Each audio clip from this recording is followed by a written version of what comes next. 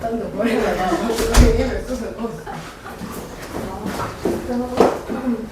궁금하더라고. 아니 나는 모르긴 하는데 비리라고? 우리만 우리 뭐하들 마시는데 근데 너무 맛있는데 나 지금 이거 내가 먹는 거 있거든? 얘도 좀 넣어 이게 중요해 빨리 이거 먹어 빨리 이거 먹어 나 이거 먹었어 이거 나쁘지 않았어 자, 그림인데 국어사 합시다. 자, 보니까 국어사 다 들어가네요. 근대국어까지 다 들어가네. 자, 일단 요거 하고, 그리고 우리 그 중간 때 했던 그 직접 구성 요소 있지. 반쪽 해가지고 합이냐 파냐 하고, 그지? 그것도 조금 더 들어가네. 네, 알아서 내가 수업 편성할게, 그렇지? 자, 어쨌든 간에 그러면, 자, 여러분들, 자, 그 첫 페이지에 국어사 해서 시대 구분부터 한번 선생님 시작을 해볼게요, 알겠지? 자, 그래서 국어사 하면 국어 역사입니다, 쉽게 얘기해서. 어쨌든 국어도 어떤 언어도 하나의 또 유기체야. 그렇기 때문에 생성이 되면 뭐, 바뀜도 있고, 사라짐도 있고, 또 추가적으로 생겨남도 있고, 그렇단 말이지, 그지? 그래서 국어는 시대 변화에 따라 크고 작은 변화를 겪으면서 발전해왔고, 이런 국어의 변화는 표기문, 문법 등 여러 층에서 이루어졌다. 국어사의 시대 구분은 기본적으로, 자, 고대 국어부터 시작을 해. 고대 국어는 당연히 이제 자 우리 선사시대부터 고려 건국 우리가 만약에 세기로 구분한다면은 고려 건국이 10세기 이루어져. 그래서 10세기 이전까지의 국어를 우리가 고대 국어. 그러면은 자 고려 건국부터 이제 16세기 즉 10세기부터 16세기 말 우리가 흔히 이걸 역사적 사건으로 이제 고려를 하면은 임진왜란까지. 이제 1592. 그래서 임진왜란까지의 국어를 우리가 중세국어라고 합니다. 그런데 중세국어는 요 중간에 자 15세기 중반 자 큰 아주 역사적 사건이 하나 있어요. 15세기 중반 즉 1443년 1446년 반포가 되었던 창제되고 반포되었던 무엇? 훈민정음. 그지? 훈민정음을 창제한 것 기준으로 해서 10세기부터 15세기 중반 요때까지 국어를 우리는 중세 안에서도 전기 중세 국어라고 따로 구분하고 그 이후 즉 훈민정음 창제 이후 16세기 말까지 임진왜란까지 국어를 우리가 후기 중세 국어라고 좀 구분을 합니다. 그러니까 우리는 일반적으로 중세 국어로 표현하지만 사실상 좀 디테일하게 들어가면 이건 무슨 중세 국어야? 후기 중세 국어를 가리키는 거예요. 알겠지? 그래서 훈민정음 창제를 기준으로 다시 시기가 둘로 쪼개지는데 전기 중세, 후기 중세가 있다면 우리가 흔히 말하는 건 후기 중세다. 맞지? 훈민정음 이후의 국어를 우리가 공부를 하니까. 아니, 자, 그 다음에 오른쪽에 근대 국어 시기가 바로 자 17세기 초, 즉 임진왜란 이후부터 19세기 말이라고 되어 있는데 요걸 우리가 역사적 사건으로 고려한다면 가보기업입니다. 1894. 그치? 요때까지 국어를 근대국어라고 부르고, 그리고 이제 이 가부개혁 이후, 즉 20세기 초부터 지금까지, 이 국어를 현대국에서 네 시기로 구분하는 거예요. 알겠지? 그래서, 어쨌든 오늘은 고대국어, 중세국어, 근대국어, 이렇게 개념들 좀 정리를 한번 해볼 거고요. 개념들이 많습니다, 꽤. 그래서, 정리할 것도 좀 많고, 필기할 것도 많으니까, 자, 좀 이제 뭐, 아까 내가 음료수 단지 시켰잖아, 그치? 마셔가면서 열심히 들어주면 되겠어. 자, 그러면은 고대국어 한번 가볼게. 자, 고대국어는, 자, 차자표기라고 해가지고, 차가 빌리다예요, 빌리다. 그래서 우리가 뭐 돈 빌리고 뭐 차용증을 쓰고 그지 또는 뭐 집을 빌렸다 할 때 임차인 뭐 이렇게 표현하잖아, 그지? 차자 빌릴 차자입니다. 그럼 자는 당연히 글자 자자란 말이야, 그지? 그러니까 자 이때 글자는 당연히 오른쪽에 있는 무엇을 얘기한다? 한자를 가리킨단 말이야. 그래서 한자를 빌려서 자 오긴 했는데 한자를 빌려서 그냥 한자를 썼으면 그건 그냥 차자가 아니고 한자 표기라고 불렀을 거야, 그치? 그런데 한자를 빌려서 뭘 했다고? 우리말을 표기했다고. 이거 너희들 조심해야 돼. 쌤, 고대 국어는 아까 위에서 시대 구분할 때 훈민정음 창제 이전이잖아요. 그럼 우리말이 없지 않았습니까? 조심해야 돼. 우리의 뭐든 있었다고? 말은 있었고 뭐가 없었을 뿐이야? 문자가 없었을 뿐이야. 알겠지? 우리말은 존재했습니다. 우리말을 표기할 우리만의 문자가 없었을 뿐이지 우리말은 존재했다. 요거 제발 착각하지 마시고요. 그죠? 자, 어쨌든 간에 한자를 빌려와서 한자 시스템이 아닌 우리말 표기, 즉 우리말 체제의 체계에 따라서 우리말을 그지 표기하면서 뭐 어순을 그지 그다음에 우리말의 문법적인 요소를 고려해서 그지 우리말 표기했다는 거예요. 자, 그래서 그 첫 번째로 고유명사. 고유명사 우리 자 현대문법 할 때 뭐 사람 이름이나 지역명을 우리가 고유명사라고 했거든. 그러니까 이런 고유명사 표기를 할 때 한자에 소리 부분이 있을 것이고 뜻 부분이 있어요. 그치? 요걸 가져와 가지고 인명, 지명 따위를 표기했다 이거야. 얘들아, 자 내가 간단한 예로 한번 보여줄게. 자, 우리 울산이랑 거의 상벽을 이루는 요 동네 이거 뭐라고 읽는 거 지금 우리? 대전이라고 읽어. 그치? 자, 근데 요렇게 대전이라고 읽는 거는 이 한자를 뭐로 읽었을 때라고? 음으로 읽었을 때야. 자, 대전을 우리말로 옛날에 어떻게 불렀는지 아나 혹시? 맞아, 큰 밭이야. 근데 크다가 중세국어에는 크다를 하다라고 했거든. 그치? 그래서 큰 밭, 관형사형 써서 한이라고 하고 밭전자 써서 대전의 옛 지명을 한밭이라고도 불렀어. 맞지? 그러면은 이렇게 써놓고 요렇게 읽으면은 어떻게 읽은 거야? 뜻 부분을 읽은 거고. 그치? 그러면은 요 부분을 읽으면은 어떻게 읽은 거야? 부분을 읽은 거야. 그래서 사실 표기는 이렇게 같지만은 소리가 이렇게 자 대전으로 읽어도 되고 그때는 한밭으로 읽어도 됐다 이거야. 그래서 옛날처럼 그래서 대전 가잖아. 그래서 한밭 뭐 야구장, 뭐 한밭 뭐 지명이 아직 많이 남아 있습니다. 맞니?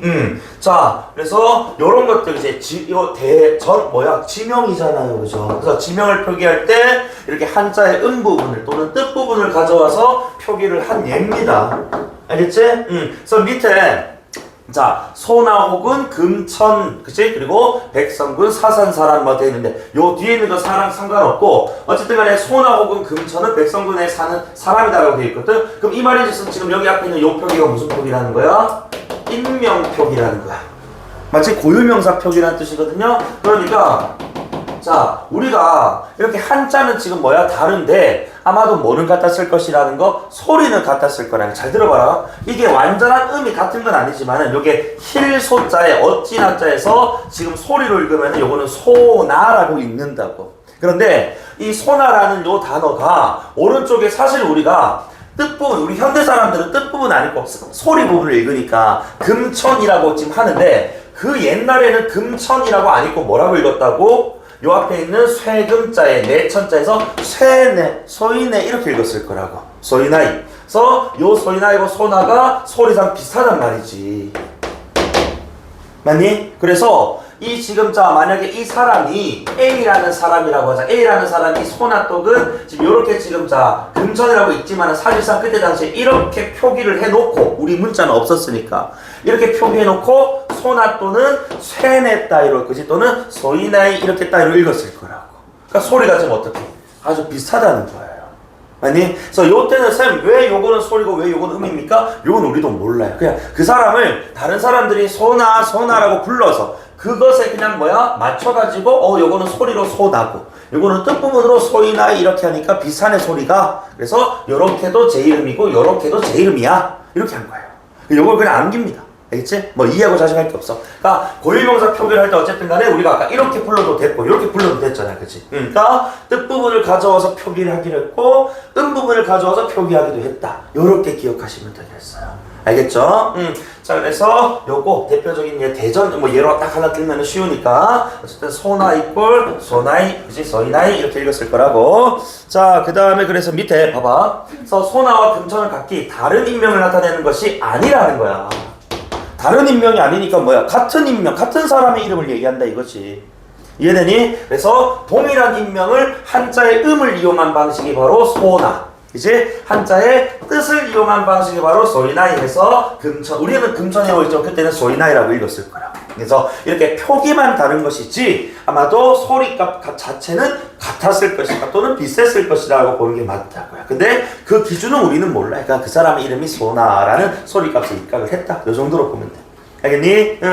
자, 그 다음에 괄호 2번에서 이두, 구결, 향찰이라고 나오는데 일단 자 이두라는 것부터 개념이 나와 있네요. 그죠? 자, 그래서 보니까 그래서 이두는 한자의 음과 뜻을 빌려서 자, 우리말을 적은 표기법으로 일단 자 우리말의 문장 구성 등에 따라서 그지 한문의 어순을 조정했다.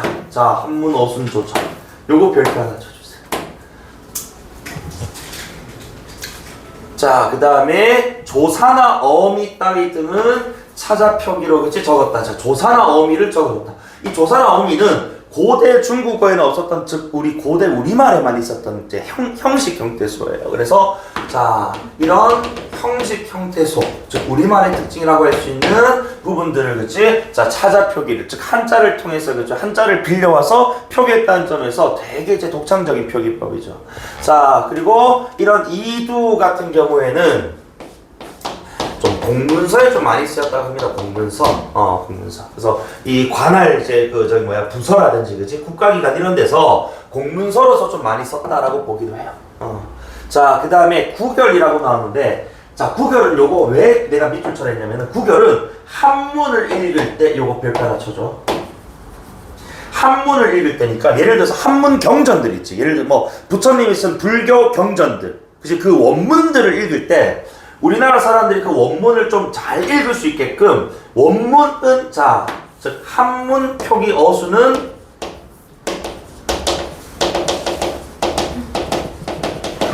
자, 원문은 건드리지 않아요. 그럼 어순 자체는 한문 어순으로 이루어져 있는데 그 중간중간에 뭘 집어넣었다고?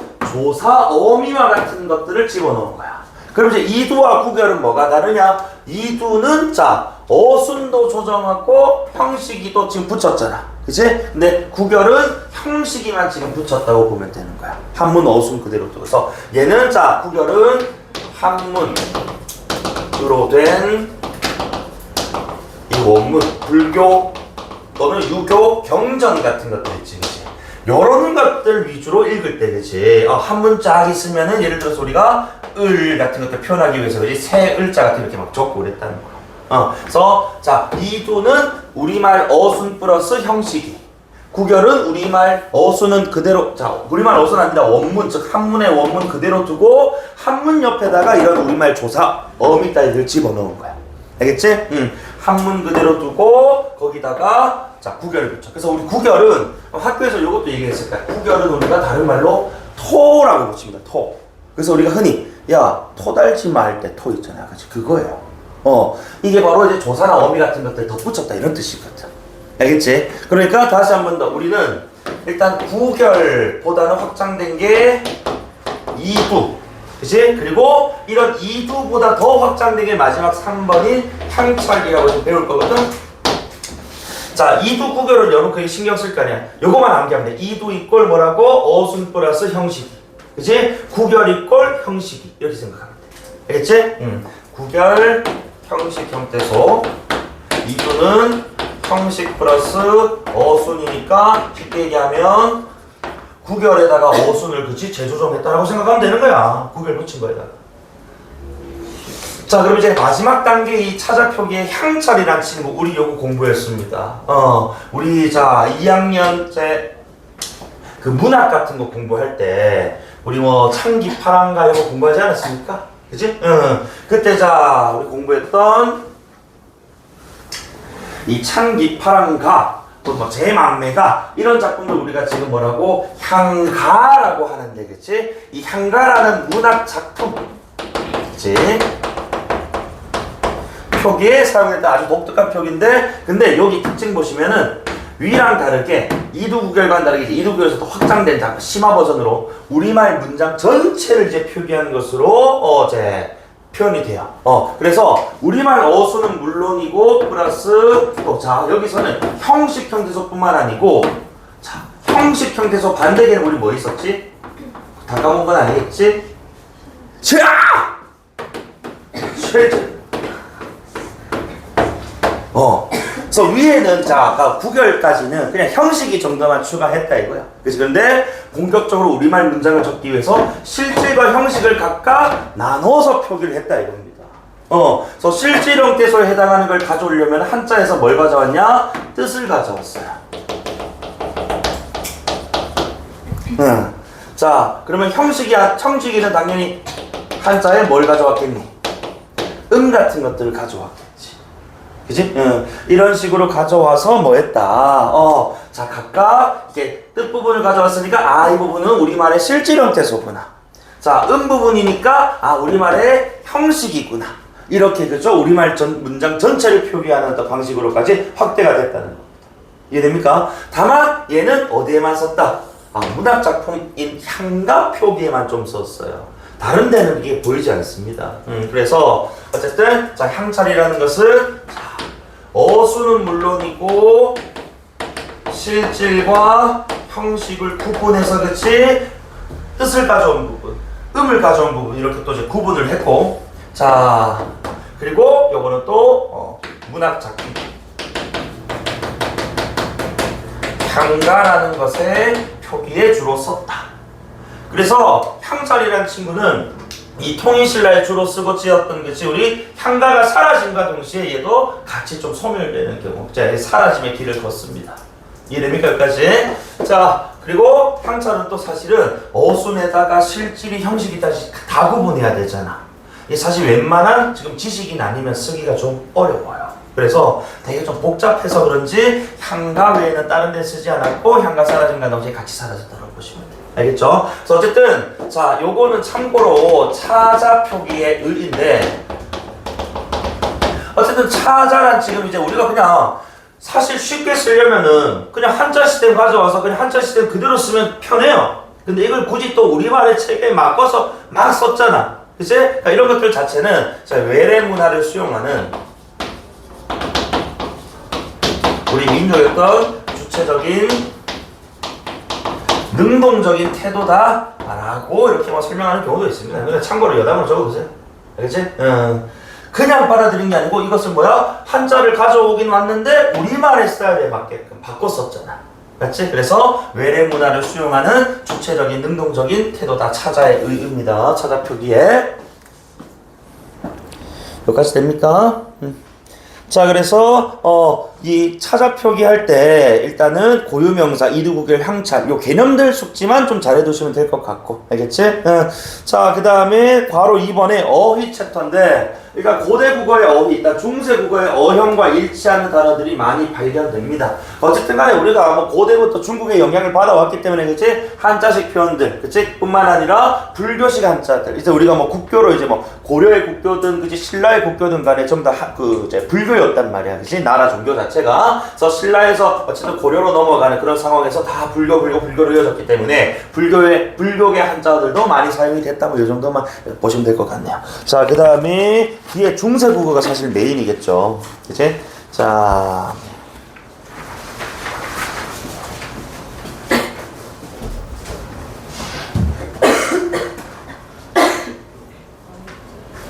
그래서 중세 국어 한번 가볼게.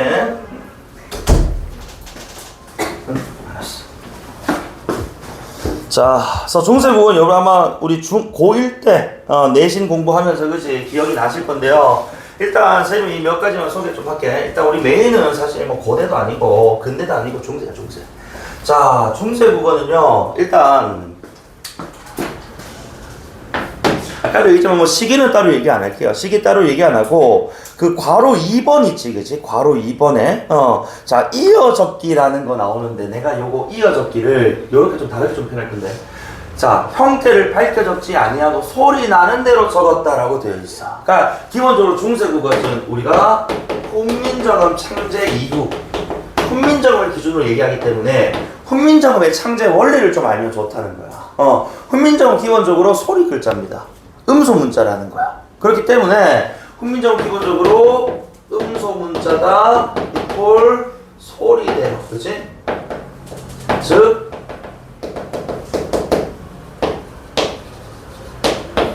발음대로 표기했다는 거야. 맞지?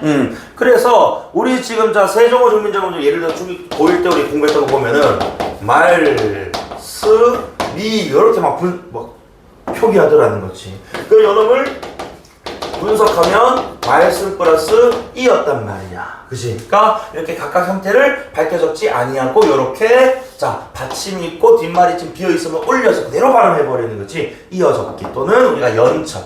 그 이유는 훈민정음 창제 원리 자체가 음소 문자, 소리 글자이기 때문에. 그치? 소리 나는 대로 발음대로 표기했다는 거예요. 그래서 기본적으로 만약에 우리가 중세 국어 문제를 풀어야 된다면 그래서 항상 원문하고 뭐하고 비교해줘야 된다고? 현대국어 풀이하고 비교해줘야 돼요. 현대국어 풀이하고. 자, 이게 왜 그러냐면 봐봐. 이게 말씀이라고 적혀 있고 예를 들어서 이게 현대어풀이로 말이라고 붙어 있다는 것은 이 말씀에 지금 뭐가 있다고? 요 이라는 그치? 현대국어의 주격조사해야 하는 뭔가가 뭐야? 붙어 있을 거라는 거야. 그렇기 때문에 현대어풀이를 보고 아 여기 뒤에는 이라는 주격조사 붙었을 건데 하고 되돌아갈 필요가 있단 말이지. 이해되니? 또는 우리가 조금 있다가 주격조사 공부할 건데 이 말 요런 것들이 있어. 예를 들어서 자 다리라는 자 표기가 있다라고 하자. 근데 요게 현대어풀이로 달이라고 표현이 되어 있대. 현대국어로. 그럼 이 놈은 어떻게 분석해야 되느냐? 달 플러스 뭐로 분석해야 된다고? 이 이렇게 분석해야 된다 이거야. 그치? 자 그런데 예를 들어서 요 놈이 다리가라고 현대어풀이가 되어 있다란 말이죠. 그러면은 가에 해당하는 역시 또 뭐가 있을 것이다? 주격조사 붙었을 것인데 앞에 지금 요게 2로 끝났으니까 요건 아마도 다리 플러스 영주격조사가 붙지 않았느냐. 앞말이 뭐로 끝났으니까 2로 끝났으니까 앞말이 자음으로 끝났으니까 이거 좀 더 공부할 거거든. 그러니까 이만큼 뭐가 필요하다고? 현대국어 비교랑 그치? 잘 돼야지만이 뭐 할 수 있다. 중세국어를 잘 할 수 있다. 그래서 기본적인 내가 표기 원리부터 먼저 설명을 드렸습니다. 이해됩니까 요거? 요건 주격조 할 때 내가 다시 설명해 줄게. 알겠지? 참고로 한번 적어.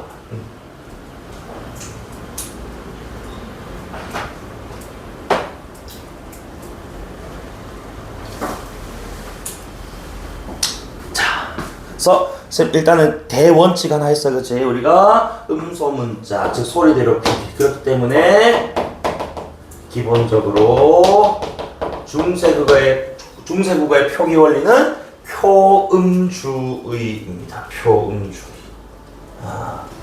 우리 1학년 때 한글 맞춤법 됐는데 기억나나? 한글 맞춤법. 그래요. 기억 안 하셨습니다. 그래서 표음주의란 뭐라고? 말 그대로 소리를 그치 이렇게 표시하기 위해서 그치 표기를 했다. 되나? 자, 그럼 이제 우리가 표기를 이제 어떻게 했느냐? 일단 그 첫 번째 괄호 2번부터 먼저 했는데 괄호 2번 다시 좀 얘기를 할게. 그래서 어쨌든 소리 나는 대로 표기를 했다. 그렇기 때문에 원칙적으로 만약에 말씀 플러스 이처럼 이렇게 받침이 있는 경우, 달 플러스 이처럼 그치 이렇게 받침이 있는 경우라면 뒤에 뭐 한다? 모음으로 시작하는 조사 어미 붙었을 때 다음 자에 초성으로 뭐 해서 올려서 발음하더라는 거야. 그치?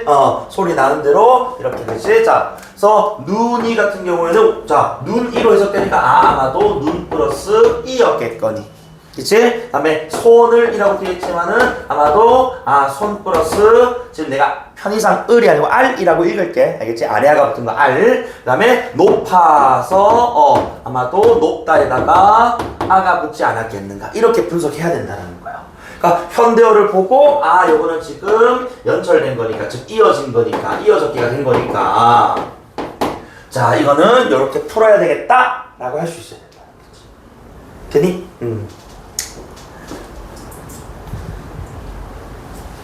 혹시 학교에서 더 여기 있는 거 외에 더 추가로 더 설명해 준 거 있나? 여기 있는 것만 했나? 내가 이걸 알아야 해줄까? 수업 잘 안 듣지? 아무도 확신에 찬 대답을 못하노.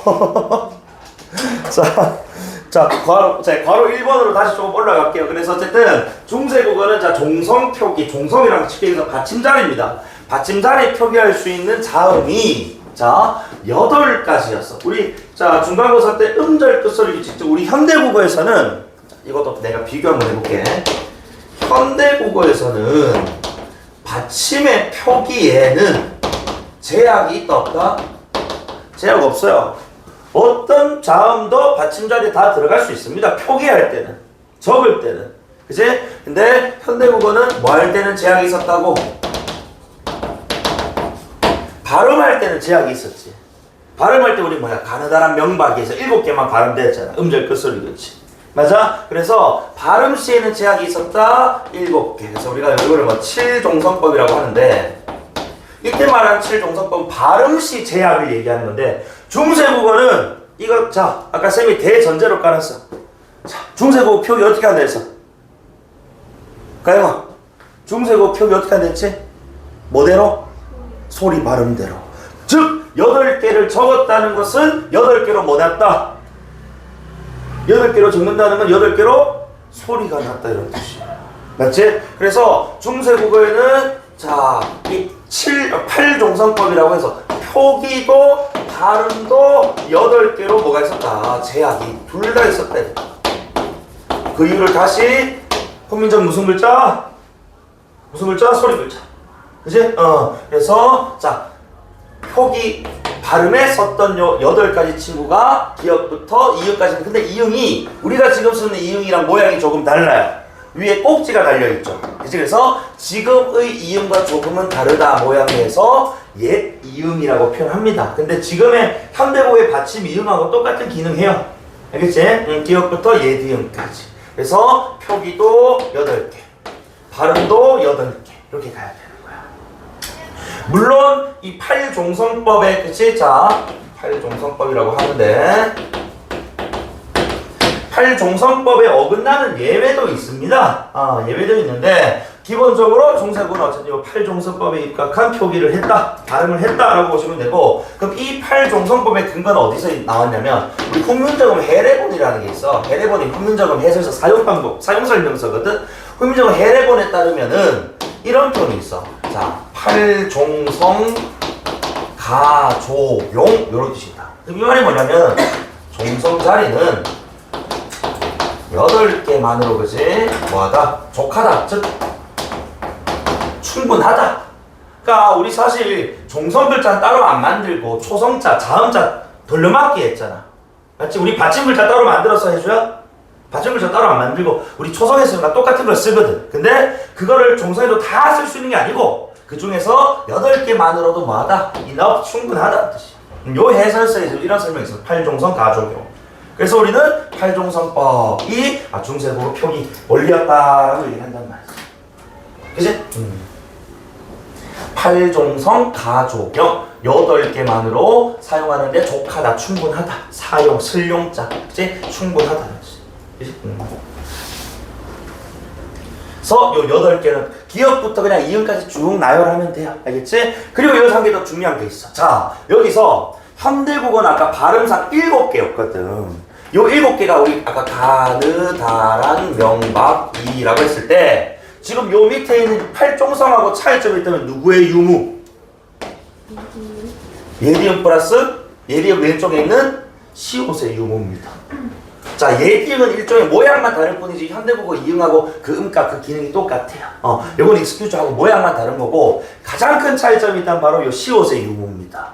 자, 다시 예림아, 중세국어는 표기 발음이 어땠다고? 같았다, 달랐다?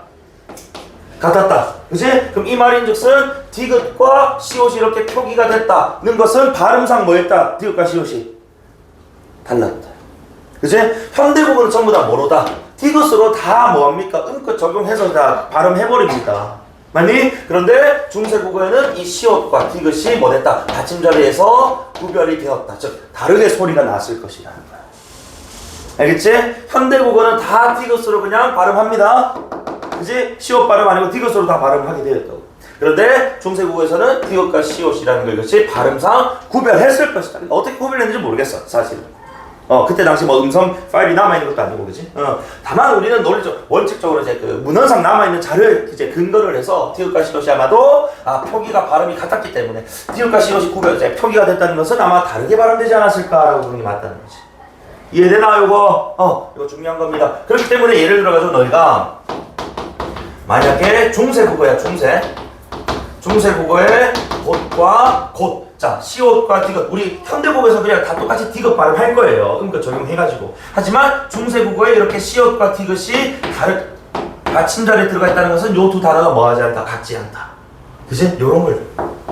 알겠지? 요게 아마도 각각 이제 받침자리에서 다른 소리가 났을 것이다. 이해되나? 요 중요한 개념이었어. 쌤 믿지 말고 학교 수업도 잘 들어야 돼. 알겠지, 얘들아? 내가 너희들 잘 들어와야 내가 또 거기 더 추가 첨언해주고 할 거 아니야. 자, 그리고 오른쪽에 날개에 중세국어에 띄어쓰기를 안 했어요. 그래서 원문들 보시면요, 여러분, 이 띄어쓰기가 안 되었기 때문에 좀 가독성이 떨어집니다. 그래서 대신에 이 띄어쓰기는 하진 않았지만 요거를 표시는 했어. 그 구두점이라고 해가지고 이제 그 의미를 좀 끊어가는 어떤 이제 표시를 하는 점 같은 걸 찍어주긴 했습니다. 알겠지? 요거는 스킵하고 밑에 성조별표 치세요. 자, 우리 지금 이제 성조라는 거 이제 할 건데, 성조란 소리의 고조, 즉 높낮이라고 표현되어 있어요. 자, 이 고조를 이용해서 단어의 뜻을 구별했으니까, 그렇다는 것은 이 성조라는 것이 단어의 뜻을 구별했다. 우리 단어 뜻을 구별하는 최소 단위.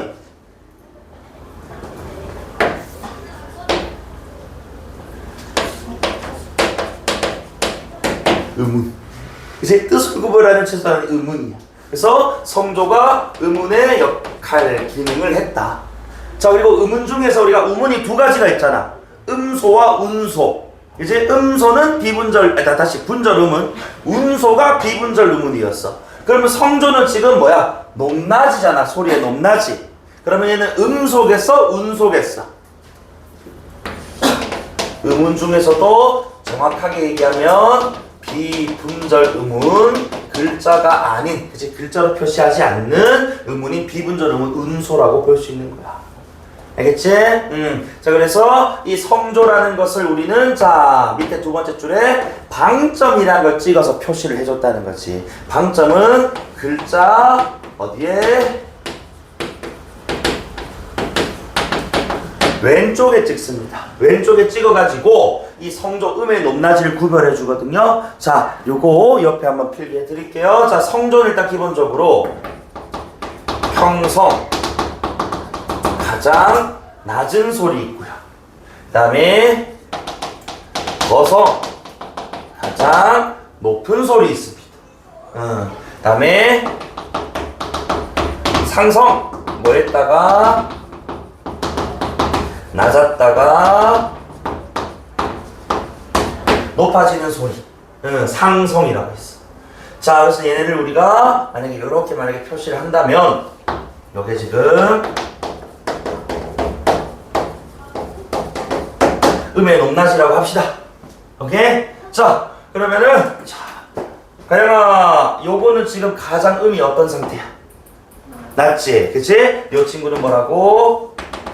평성이야. 근데 평성은 왼쪽에 접점이 없거든요. 그치? 그래서 평성은 방점이 찍히지 않습니다.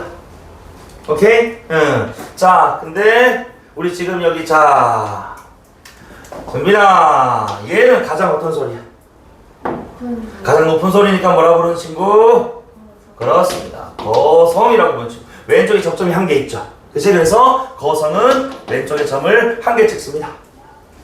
알겠지? 자, 그러면은 중간에 이렇게 낮았다가 높아지는 이 친구는 지금 좌우측에 지금 접점들이 다 있단 말이야. 그치? 그래서 얘는 뭐라 부른다고?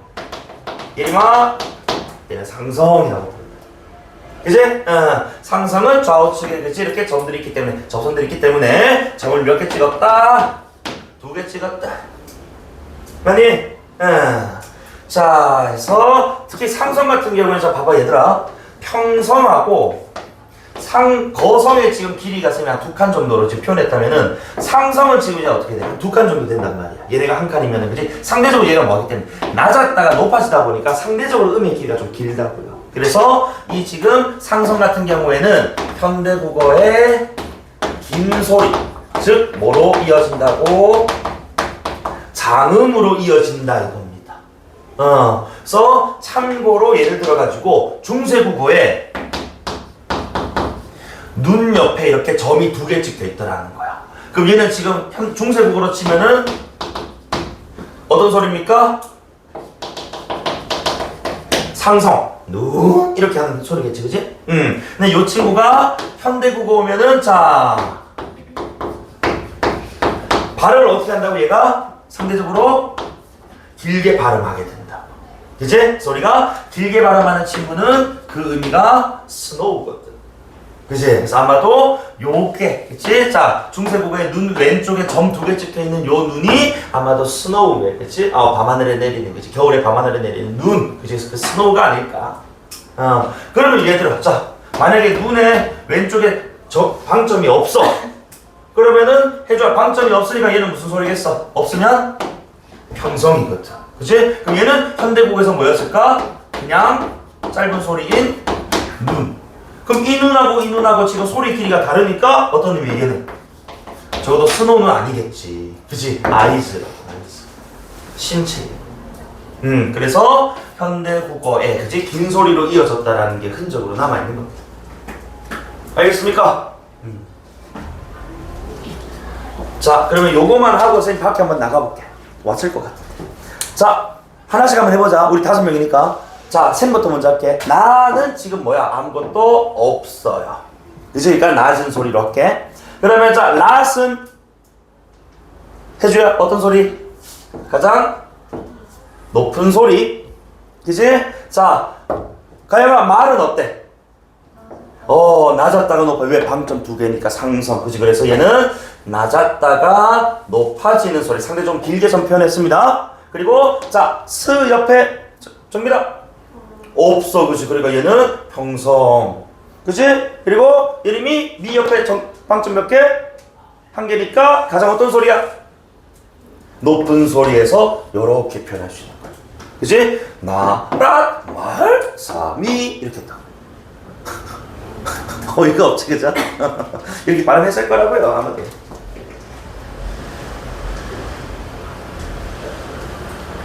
이해되니? 그래서 이렇게 편 한번 해봤어요. 자, 그러면은 우리가 벌써 시간이 한 45분 정도 됐네, 그치? 조금만 숨 좀 돌렸다가 밑에 의문 계속 가도 되겠습니까?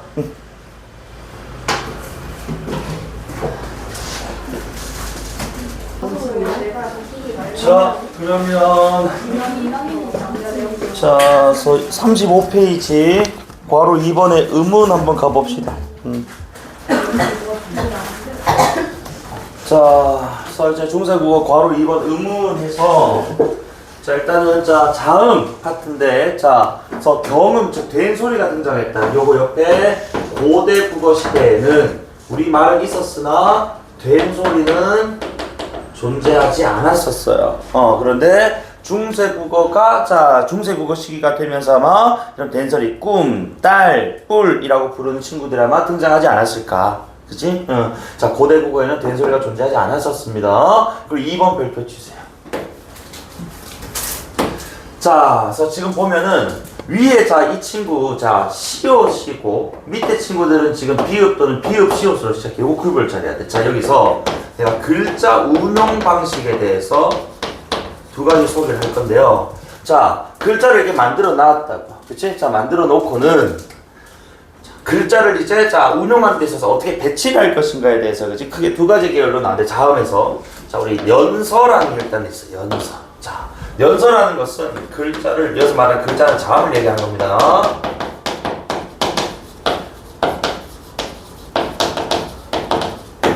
세로로 나란히 쓰는 방법을 연서라고 해요. 네. 그래서 우리 밑에 3번에 있는 얘 중에 우리 순경은 비읍 있지, 그치? 요 비읍 같은 친구가 바로 밑에 뭐야? 이응을 또 적었다 이런 것이거든. 그치? 비읍과 이응을 이렇게 어떻게 적었다고? 세로로 나란히 적었다. 그치? 요걸 우리는 연서법이라고 하는 거야. 맞죠? 자, 그러면 이제 병서라는 친구. 병서는 글자를 어떻게 나란히 썼겠어? 연서가 세로니까. 가로. 그렇지. 그래서 글자를, 자음을 가로로 나란히 적은 것을 우리가 병서. 병자 무슨 병이야? 병렬할 때도 병이잖아. 그치? 자, 근데 이 글자가 같은 글자냐 다른 글자에 따라 좀 달라요. 그래서 만약에 같은 글자를 가로로 나란히 적었다면 이걸 우리는 이거 용어에 낚이지 마라. 각자병서라고 불러. 각자병서. 그 같은 글자 나란히 적은 건 뭐 있어? 우리 가로로 상기역, 상디귿, 상비읍 같은 친구들이지. 그렇지? 된소리를 부르는 친구들. 그러면은 자, 글자를 어떻게 가로로? 다른 글자들을 서로 가로로 적는 방법. 이걸 우리는 합용병서라고. 그래서 이 합용병서에 뭐가 있다? 시옷계 합용병서가 있고 비읍계 합용병서가 있고 비읍, 시옷계, 합용명사 이렇게 세 가지가 있다고. 근데 잘 봐. 위에 동글뱅이 1번 예할 때 우리 요 시옷기역, 시옷디귿, 시옷비읍 있지? 얘네들은 그냥 뭐라고? 지금 된 소리로 처리가 되고 있어. 그치? 그래서 얘네는 아마도 시옷계 합용명사 뭐뭐계라면서 시옷 플러스 알파, 비읍계는 비읍 플러스 알파 이런 뜻이에요. 저는 시옷계들은 아마도 뭐로 인식됐을 것이다? 된 소리로 인식됐던 것으로 봐요. 그치? 그런데 밑에 비읍계와 비읍 시옷계는 뭐라고 표현하냐면은 자, 요놈이 만약에 자 어두는 단어의 첫머리입니다. 자, 단어의 첫머리에 이렇게 자음군이 뭐냐면 서로 다른 두 개 이상의 자음의 집합을 우리가 자음군, 군자가 무리군자거든. 이때 지금 얘로 지금 누가 나오고 있다고? 비읍계 합용명서, 비읍 시옷계 합용명서가 얘로 나오고 있다는 거야. 그래서 얘네들은 아마도 자 어두 자음군이라 쉽게 얘기해서 얘네들은 이 단어 첫머리에 서로 다른 두 개의 자음이 왔을 때 그 자음들의 소리가 각각 소리가 났을 것으로 그치 우리가 예상을 합니다. 자, 이거 내가 왜 저렇게 적었을까? 예를 들어 우리 중세국어는 평일 어떻게 한다 했어? 소리들. 그치? 그러니까 위에 있는 친구가 된 소리로 좀 표현했으니까 그냥 꿈, 딸, 꿀 읽으면 되는데 밑에 이 어두 자음군이랑 요 표현 된 소리라는 게 아니거든. 그치? 그러니까 이 말인즉슨 얘는 각각 소리값이 다 있었을 거예요. 그러니까 얘는 우리가 뜻 이렇게 지금 현대는 우리가 뜻이라고 읽지만은 그때 당시에는 뜻 요 정도로 읽었을 거라는 거야. 그러니까 비읍 소리가 분명하진 않았겠지만은 소리가 났을 거라고. 그리고 여기 우리 허니거든. 허니 꿀 부스글 이렇게 하면 있을 거라고. 비읍 소리 그렇게 크진 않아도 어쨌든 요놈들이 각각 소리값을 가지고는 있었을 것이다. 부스글 자, 그 이유가 여기 있어. 자, 우리 옛날에 라이스를 부살이라고 했거든. 부살. 근데 이 앞에 지금 조라는 곡식이 붙으면은 우리 요거 무슨 살이라고 해? 예. 좁살이라고 해. 좁살. 그치? 그래서 좁살이 된 이유를 보니까 아마도 조살 한 게 아니고 아마 조부살 하다가 요 비읍이 뭐 되었다. 마지막으로 갖고. 아니, 너 재밌나? 중세국어 너무 재밌나? 나는 중세국어 대학교 가서 배웠거든. 고등학교 때 우리 학교 쌤이 안 가르쳐줬어. 나는 국어교육 가니까. 배웠지. 내 친구들은 중국어 몰라. 어쨌든 하는데 조부살 하다가 비읍이 내려갔고 그러니까 요 발음 속에서 어쨌든 비읍이 뭐 했을 거라고 소리가 크진 않더라도 정확하진 않더라도 났을 거 추정하는 겁니다. 그렇지? 그리고 요 비읍 때문에 시옷이 된소리가 되는 것까지 적은 거거든. 그래서 아마 요런 것들을 이제 우리가 아마도 근거로 소리가 좀 났을 것으로 그치? 보는 것이 타당하다는 거. 알겠지? 그래서 어쨌든 비읍계와 비읍 시옷계는 만약에 어디에 오게 되면 각각 소리값이 있었을 것이다. 맞지? 아까 보니까 사이시옷도 시험 범위 들어가던데. 또 재밌어요, 사이시옷도. 그죠? 되나 여기까지? 자, 그리고 어쨌든 동글뱅이 3번 순경음, 피읍, 반치음 등의 현대국어에 없는 자음들 그치 사용되었다. 뭐 요거 말고도 우리가 뭐 예디음이라 여림 히읗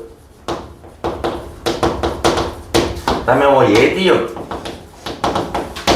요런 친구들도 있었죠. 그치? 그래서 뭐 순경음, 비읍, 반치음, 여린, 히읗, 예디음 뭐 요런 친구들이 자 현대국어에는 없는 뭐 이런 글자들이 존재했다라고 보시면 되겠어요. 똑같이 되나? 자, 그 다음에 모음의 제 특징으로 자 우리 중세국어에는 7개의 단모음. 자, 우리 그래서 중간고사 때 했던 개념들을 살짝 한번 환경을 좋을 것 같은데 단모음이라 발음할 때 혀, 입술 모양 위치가 달라지지 않는 모음이었어. 그래서 참고로 현대국어는 단모음이 몇 개였니? 10개였어. 그치? 그리고 이중모음이 몇 개였니? 11개였죠. 그치? 그럼 이때 10개 뭐가 있었느냐? 이, 에, 위, 왜, 아, 우, 오 이렇게 10개가 있었거든. 단모음만 쓰면 적었다. 근데 중세에서 누가 얘네가 없었고 여기에 아야가 추가된 이렇게 7개만 존재를 했어요. 알겠지? 그래서 중세 국어는 7단 모음책이었다. 이, 으, 어, 아, 우, 오, 아래, 아 요렇게 7개. 알겠지? 자, 그리고 요 7개가 아니면은 전부 다 뭐야? 7개를 제외한 모음을 전부 다 뭐로 처리하면 되겠어? 이중으로 처리하면 되지. 그치? 그래서 자, 여기서 중요한 게 바로 요거야.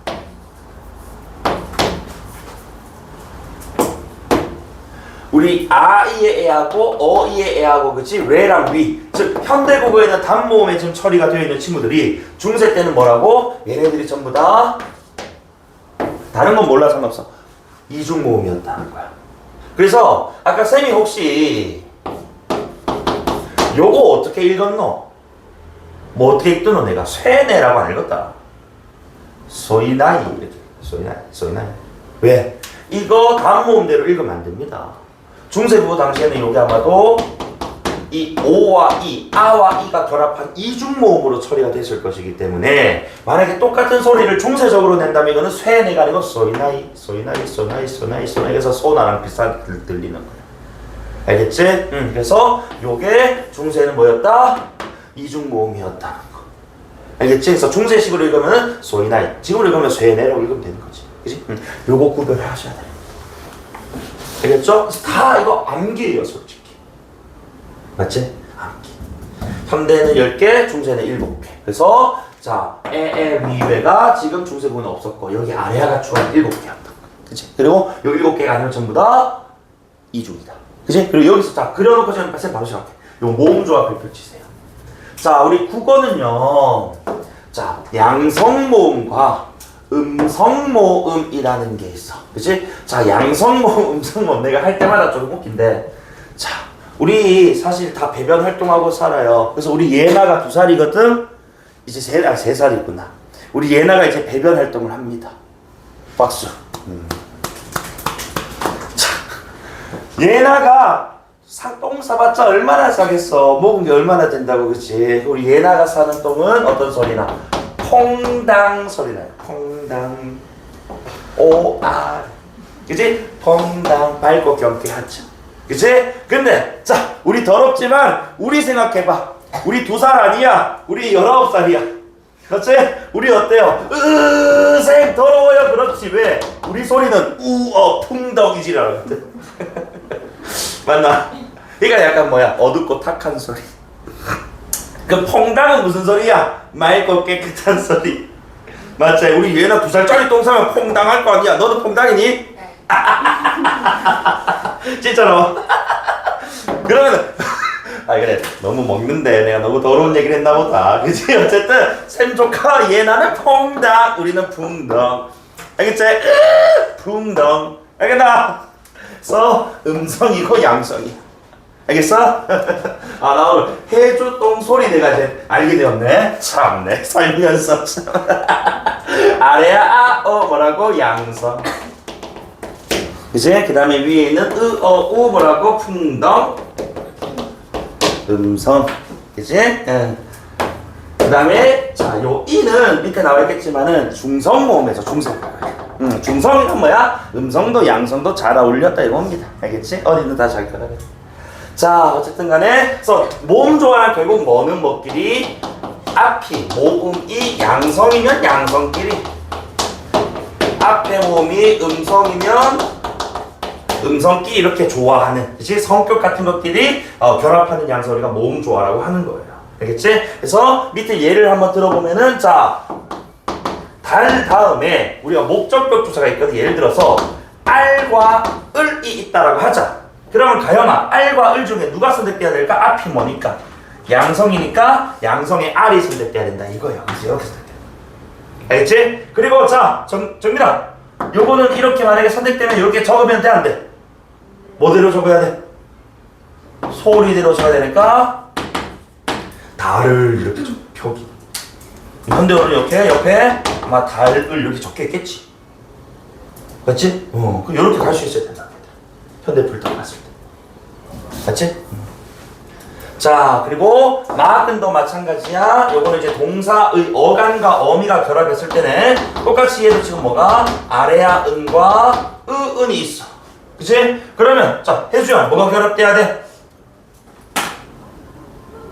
퐁당 니까 아래아 양성. 알겠지? 그래서 막 플러스 아래아 해서 표기하면은 막은. 그치? 그리고 우리를 읽을 때 막은 이렇게 읽으면 된다. 맞지? 이해됩니까? 양양. 그래서 아래아 퐁당 양성. 풍당 음성. 알겠습니까? 그래서 어쨌든 중세 국어 당시는 모음 조화가 비교적 잘 지켜졌는데 근대 국어로 오면서 좀 많이 깨지는, 그지? 그런 모습을 보여줍니다. 오케이. 자, 그 다음에 문법 요거 별표 쳐야 되겠네요. 문법의 괄호 1번 조사 나옵니다. 그래서 이것도 다 암기예요 결국에는. 자, 그래서 우리 문법 자 첫 번째 조사 나오는데 주격조사 나와요. 자, 이 주격조사가 우리 현대국어에는 이와 가라는 친구가 있었는데 중세국어 당시에는 뭐가 없었다? 자, 주격조사로 이만 존재했고, 그치? 가라는 친구는 없었어요. 그래서 요 가에 해당하는 이제 우리가 만약에 현대어풀이가 나오게 되면 대부분 앞말이 모음으로 끝난 경우를 보면 되는데, 그래서 환경에 따라 우리 주격사 이가 그냥 이하고 내가 요 이는 좀 구별하려고 모음이라고 따로 부를게. 알겠지? 모음이. 그 다음에 영형태, 말 그대로 형태가 지금 뭐야? 생략돼 버린 형태거든? 그래서 자 요렇게 세 가지로 실현되는데, 자 요거 좀 보기 어려워요. 그치? 그래서 선생님 이렇게 표현할게. 자, 앞말의 끝소리가, 앞말은 당연히 조사니까 앞말은 누구겠어? 채연이겠지? 그치? 채연의 끝소리가 자음이면은 주격조사로 누가 선택된다? 이가 선택돼요. 맞지? 자, 아까 밑에 우리 말씀이 예로 좀 들고 있네요. 자, 말씀 플러스 주격조사 붙여야 된다면 누구 와야 된다고 성민아? 이가 와야 된다. 그치? 그리고 미음은 연철 이어적기 해서 말씀이 이렇게 표기한다. 맞지? 자, 그런데 앞말이 그러면 이제 모음으로 끝나는 경우가 있어. 근데 모음이 여기서 두 가지 좀 나뉘어야 돼요. 자, 이 모음이 이가 아닌 모음. 쉽게 얘기하면 이가 아닌 거니까 누구? 오, 우 이런 것들 얘기하는 거예요. 그치? 얘네들 자 만약에 자 얘네들로 끝이 난다면 누가 붙냐면은 모음이가 붙어요. 모음이가. 자, 예를 들어서 내가 자 너희 나와있지만 내가 예를 들어서 황제 안 된다. 황제 말고 뭐 있나? 너 말고 들만한 게 없나? 자, 나라는 1인칭 대명사 뒤에 내가 주격조사 붙이고 싶어. 자, 그러면은 이게 누가 와야 된다고? 모음은 모음인데 뭐가 아닌 모음이야? 이가 아닌 모음이잖아. 그치? 그러니까 누가 와야 된다고? 모음이가 와야 된다고. 그리고 요 놈은 자, 따로 적을 수는 없을 거 아니야. 그치? 그래서 어떻게 적어준다고? 마치 단모음처럼 보이지만 어쨌든 나 뒤에 이렇게 이가 붙은 걸로 봐야 된다. 맞아? 그러면 자, 혜주야 이건 네라고 읽으면 된다 안 된다? 안 된다고. 이거 중세 당시는 무슨 모음이라고? 이중모음이라고. 그러니까 나이 이렇게 읽어. 나이. 알겠지? 네라고 읽으면 안 돼요. 나이. 알겠니? 또 우리 교재에는 뭐 지금 너가 이렇게 했는데 내가 했는데 너 모음 이 해서 그치? 너희 이렇게 읽었어. 되니? 자, 그 다음에 그러면 이제 모음 중에서 무슨 모음? 이 모음으로 끝났을 때 그때는 이제 뭐가 붙는다? 영형태가 붙는다. 그 대표적으로 지금 불휘 나와 있는데 불휘는 자 봐봐. 요것도 지금 자 중세국어 당시 이게 뭐라고 지금 단모음이 아니고 이중모음이라고. 이중모음. 그러니까 뭐로 끝난 거야? 이로 끝난 거야. 이로. 맞지? 그래서 영형태가 붙었다고. 그치? 그리고 아까 쌤이 다 예로 들려고 했던 만약에 황제 뒤에 내가 주격조사 붙이고 싶어. 그럼 가영아 황저이 뭐로 끝났다고? 황저이 이로 끝났다. 맞지? 그러니까 뒤에 뭐가 붙는다? 영형태가 붙는다. 알겠지? 그래서 결국 다 암기입니다. 그래서 여러분 이번에는 중간보다 훨씬 더 노력 많이 하셔야 돼요. 지금 우리나라 말은 맞는데 지금 우리말이 아니니까 더 어렵게 느껴질 수밖에 없거든. 가끔 반복적으로 보고 그저 외우고 암기하고 그래. 이해 안 되면 질문해. 알겠지? 자, 목적격 조사. 그래서 자, 목적격 조사 우리 자 현대국어랑 다르게 을을 외에도 뭐가 있었다? 알과 랄이 있었다는. 근데 얘네가 존재하는 그 이유는 아까 위에서 우리 쭉 갖고 내려오면 뭐 때문이다? 아래아 으니까 뭐 때문? 모음 조화 때문입니다. 모음 조화. 맞지? 자, 그럼 요것도 똑같이 한번 가볼게. 자, 이번에는 역시 또 앞말의 끝소리로, 그치? 자, 구별을 하는데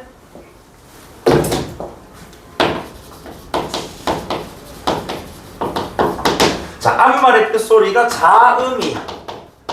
자, 그러면은 누가 온다고? 알 또는 을이 옵니다. 알 또는 을. 자, 그러면은 앞말의 끝소리가 자음이 아니다. 그럼 뭐겠어? 모음이겠지 뭐. 모음 뒤에 자, 랄 또는 르이 온다 이거예요. 그런데 다시 저기서 자, 우리 아래아와 아래아와 으니까 이거 뭐에 또 앞말의 자 여기서 중간에 이제 자, 그 모음의 성격에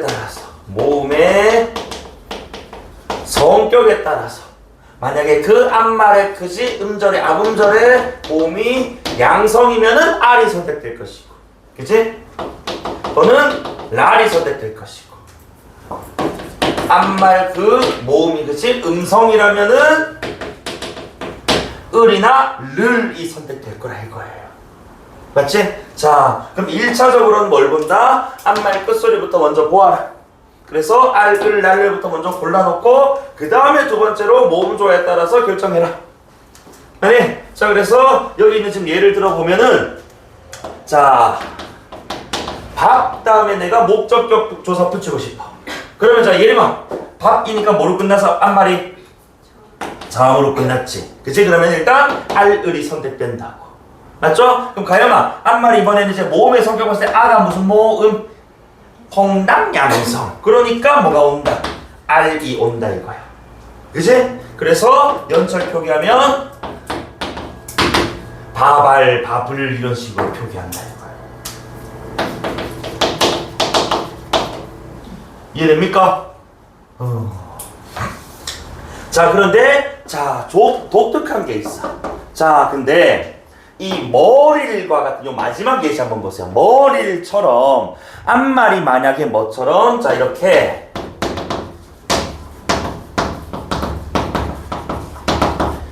머리같이 이렇게 이로 끝나는 경우 있잖아, 그치? 요 때는 요즘 알을 날을 다 치우고 그냥 뭐가 붙기도 한다? 바로 밑에 이렇게 리을이 붙기도 한다 이거예요. 앞말이 이로 끝나면 바로 리을이, 그치? 그래서 요건 좀 예외적이다. 나머지는 다 이렇게 가면 됩니다. 알겠지? 앞말 받침의 유무, 즉 앞말의 끝소리가 자음이냐 모음이냐, 그리고 모음의 성격이 양성이냐 음성이냐에 따라서 판단하고 골라내면 된다고. 알겠니? 좋아요. 자, 그 다음에 뒤에 관형격 조사 한번 가볼까? 자, 이는 모음이 자, 관형격 조사는 우리 현대국에 의라는 친구가 있을 거예요. 의, 그치? 자, 얘는 앞말의 끝소리가 아니고 이 관형격 조사는 앞말, 즉 체언의 성격, 체언의 종류에 따라서 구별이 돼요. 자, 이것도 옆에 깔끔하게 적어줄게. 그래서 앞 체언의 그치 종류가 무정명사냐 유정명사냐에 따라서 크게 세 가지로 쪼개집니다. 자서 무정명사, 유정명사 구분하는 방법. 유정명사는 사람과 동물. 그럼 무정은 사람, 동물이 아닌 뭐야? 식물이나 사물 같은 것들 얘기하는 거겠지. 그치? 자, 어쨌든 자 무정명사 뒤에 내가 관형격 조사 붙이고 싶다 하면은 시옷 붙입니다. 시옷. 자, 그런데 유정명사 뒤에 내가 관형격 붙이고 싶다고 하면은 에나 을을 붙인단 말이야. 그치? 근데 역시 또 뭐와 뭐? 아래아와 의야. 그럼 얘도 결국 앞말에 뭐에 따라서 또 모음의 성격에 따라서 그치? 자, 유적명사면서 양성이면 애가 붙는 것이고 자, 유적명사인데 그 앞말의 모음 성격이 음성이면 누가 붙는다? 의가 붙는 거야. 알겠지? 자, 그래서 예를 들면은 자, 지금 여기 거북이로 한번 해보자. 자, 거북. 자, 우리 거북이에요. 거북이 터틀. 자, 얘 지금 무슨 명사야? 동물이니까 유적명사. 그치? 오케이. 그러면 에나 의 고르는데 붓에 있는 모음이 무슨 뭐야? 풍덩이니까 음성이잖아. 누가 와야 돼? 의가 와야 된다. 그치? 음성. 유적 음성이니까. 되나? 그래서 표기하면은 거북이. 귀엽지? 거북이. 그치? 저거 내가 되게 귀엽지 않니? 거북이. 너무 강요하는 것 같네. 자, 근데 이것은 내가 일부러 이 시옷을 좀 크게 적었어요. 왜? 안 끝났어 아직 여기서. 시옷이 붙는 경우는 무적명사 말고도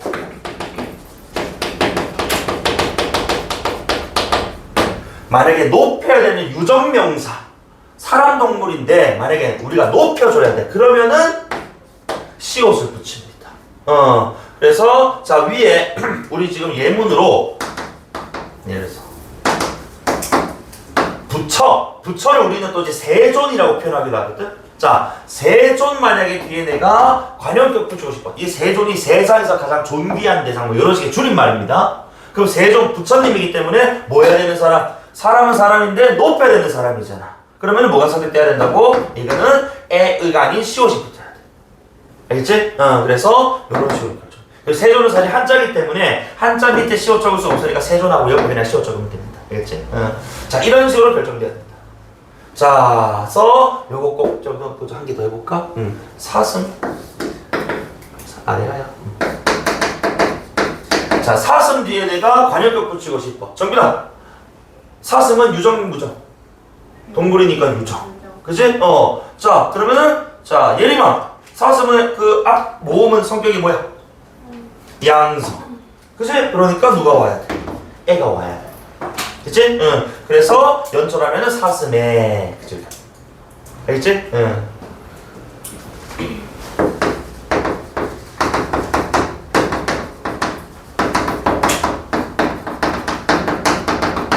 한대국으로 이렇게 들렸어. 그치?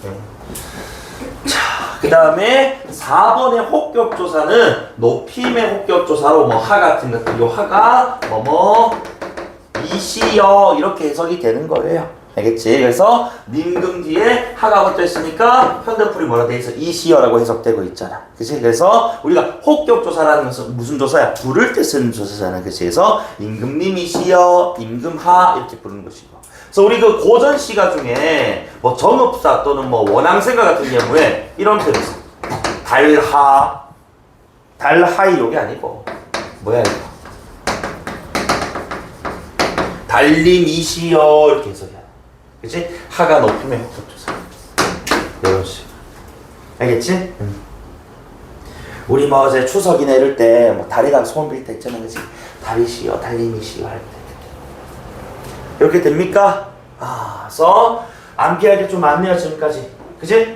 자, 그래서 의문문 나오는데 이거 의문문 너희 너무 어렵게 생각하지 말아라. 자, 의문문 우리 경상도 사람들이라서 살짝 이거 메리트가 있다. 자, 이거 어떤 메리트가 있냐면 자, 중세 국어는 현대 국어랑 다르게 의문문의 뭐에 따라서 종류에 따라서 의문 그 제 조사라든지 어미가 좀 달랐어요. 자, 근데 참고로 현대 국어는 종류와 무관하게 같은 어미를 씁니다. 이게 종류가 무슨 말이냐면 우리 자 의문문은 크게 자 수사 의문문 빼고 두 가지 있다라고 하자. 판정 의문문과 설명 의문문이 있다라고 해. 자, 판정 의문문은 무슨 대답을 원하는 yes or no의 대답을 원하는 의문문. 그리고 설명 의문문은 말 그대로 구체적인 설명, 그치? 예, 아니요 말고 밥 먹었어? 예를 들어서 라고 물어봤다. 자, 밥 먹었 라고 물어봤다고. 그치? 그래서 예, 라고 대답했을 때 그러면은 그 다음 우리는 뭐 한다고? 뭐 먹었어? 이렇게 물어본다. 그치? 그럼 이 뭐 먹었어? yes 말고 뭐야? 김치볶음밥이요. 김볶이지를 한단 말이야. 맞지? 현대국어는 어휘가 달라져 안 달라져? 안 달라진다고? 종류가 무관하고 상관없지. 그냥 똑같이 밥 먹었니? 뭐 먹었니? 똑같이 쓰인다고. 근데 중세는 판정과 설명에 따라서 달랐다. 자, 근데 이걸 아주 쉽게 할 수 있는 게 우리 경상도 사람들. 자, 이거 내가 지금 사투리 말고 표준어로 좀 썼지. 표준어처럼 들렸니? 그래. 됐어. 자, 설명의문, 중세국어 설명의문문은 우리 경상도 방언으로 치면은 무슨 계열이다? O 계열이고, 판정의문문은 아 또는 어 계열이다 라고 생각하면 훨씬 쉬워. 자, 내가 물어볼게. 혜주야, 몸 좀 괜찮나? 네, 괜찮아요. 아니요, 안 괜찮아요. 이렇게 할 거야. 맞지? 쌤 뭐를 물어봤나 지금? 괜찮나? 아 계열이죠. 맞아? 그래서 쌤, 저 괜찮아요. 그래. 요즘 몸은 어떤 너 물어보면 네, 괜찮아 하면 돼, 안 돼? 안 돼. 요즘 어떤 노라고 물어보면 요즘 좀 괜찮아요. 요즘 좀 아직도 좀 별로예요. 이렇게 대답해야 돼. 무슨 계열이야? O 계열이거든. 그래서 O 계열이라면은 설명 구체적인. 그치? 계열이라면은 판정 계열이라고 합니다. yes or. 알겠지? 이거 뭐 어렵게 느낄 필요 없습니다. 그래서 밑에 자, 무슨 말을 이르느냐? 너 무슨 말을 하니? 하니까 네, 아까 아니고 그지? 저 지금 이런 말을 하고 있었습니다. 아무 말 하지 않았습니다. 이렇게 대답해야 된다는 거야. 그리고 이 어떤 사람고 이 사람 어떤 사람입니까? 예. 이 사람 어떤 사람입니까? 아니요. 그 아니고 그지? 이 사람은 어떠한 사람입니다라는 거지. 자, 이런 말이 나와야 된다. 그래서 요 팁 하나 있어. 자, 여기 있는 무슨하고 어떤에 구분하면 쳐. 이거를 위해서 뭐라고 하냐면은 의문사라고 표현해. 의문사. 사실 이런 품사는 없는데 우리가 이제 굳이 좀 이제 표현을 하자면 의문에다가 그치? 구체적인 어떤 내용을 덧붙이는 어떤 이제 이 말들을 의문사라고 해. 그러니까 자, 무슨 말을 이루냐고 지금. 그래서 무슨이 궁금한 거거든 지금. 그래서 무슨에 대한 구체적 대답이 필요한 거고. 이 사람 어떤 사람이냐 이거야. 그치? 그래서 어떤 사람이냐. 그래서 어떤 구체적인 어떤 대답을 요구하는 거니까. 이런 의문사와 더불어서 그치? 구체적 설명을 요구하면은 O 계열이다. 알겠지? 자, 그런데 밑에는 가부, 예소와 노기 때문에 이런 의문사가 있다 없다? 없어요. 그냥 바로 때립니다. 그래서 젊으며 늙음이 있느냐? 젊음과 늙음이 있느냐? 아니요, 없습니다. 예, 있습니다. 이렇게. 그치? 아니요, 예로 대답해. 이 딸이 너의 종가? 이 딸이 너희의 종이냐? 그치? 그래서 네, 종입니다. 아니요, 종 아닙니다. 이 yes, 아니요, yes와 no로 대답 가능하잖아요. 맞지? 그래서 이런 계열은 판정이다. 알겠지? 요거 꼭 기억하시면 됩니다. 경상도 방언 생활합시다. 알겠지? 우리 밥 먹었나? 뭐 먹었노? 그치? 네. 뭐 먹었노? 그치? 그럼 여기서 뭐가 되는 거야? 의문사가 되는 거겠지. 그치? 뭐 먹었노? 김고기요. 배고프다. 8시에 나왔는데. 얘 척기다, 척기.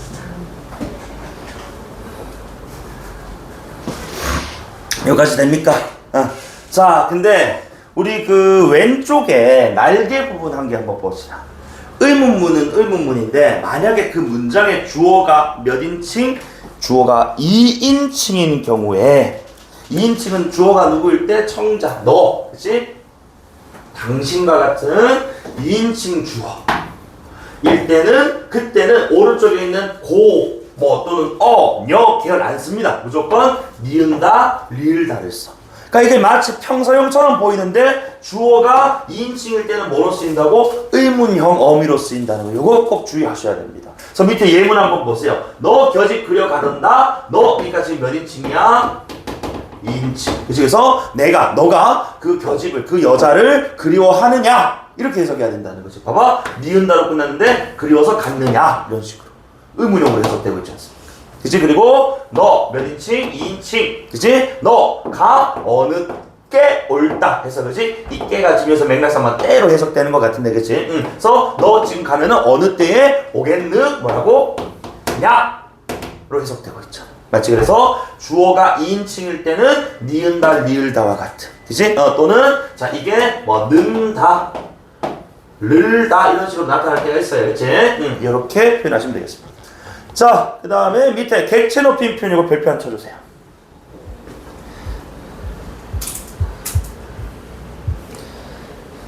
자, 요것도 제가 만만찮게 또 제가 외워야 되는 양인데, 자, 우리 현대국어의 객체 높임은 어떻게 실었는데? 현대국어. 잠깐만, 특수어휘. 그지? 을을 배답했다, 못이다. 깨들이다, 여쭙다. 그지? 근데 중세국어에서는 이 객체, 목적어나 부사어를 높이기 위해서 뭐를 썼다? 선어말어미가 존재해. 참고로 현대국어에는 객체 높임의 선어말 어미가 존재하지 않습니다. 중세만 존재했어요. 알겠지? 자, 그래서 이게 지금 자 어미니까 결국 앞 어간의 그치 끝소리가 뭐냐에 따라서 객체 높임 선어말 어미가 결정이 된다고. 자, 그래서 어간의 끝소리가 이거 약간 욕 같지만 개병신 끝나면은 약간 뭐를 차 혀를 끌끌끌 찬다 이거. 그치? 쓱. 오케이? 저 개병신. 그 다음에 디귿, 티귿, 지읒, 치읓이면은 잡이 옵니다. 잡. 자, 근데 사실 티귿이나 치읓은 잘 없어요, 마지막으로. 자, 그 다음에 니은, 미음, 리을, 그리고 모음. 얘네를 묶으면 자, 성격이 뭘까요? 비음과 유음과 모음이니까 유성음, 울림소리거든, 그치? 그래서 유성음, 울림소리 다음에 오는 객체 높임 선어말어미는 잡입니다, 잡. 요 반치음이라는 소리가 현대국어는 없는데 그 일본의 가타카나에 자즈즈제조 요 소리가 우리 반지음 소리였던 것으로 시오세프 들어온 소리 자. 자, 그래서 요렇게 실현이 된다고. 객체는 당연히 다시 한번 더 목적어나 부사어를 가리키는 대상이 그치? 그래서 이거는 예문 한번 먼저 볼게요. 자, 봐봐. 그래서 열의 보살입니다. 부처님이죠. 그러니까 자, 요거 복습 한번 해보자. 자, 가영아, 열의 부처님이니까 뒤에 지금 뭐야? 무슨 조사? 시옷이라는 무슨 조사? 위로 살짝 올라가 볼까?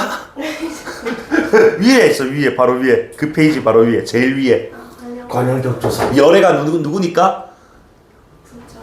부처. 즉, 높임의 유정명사니까.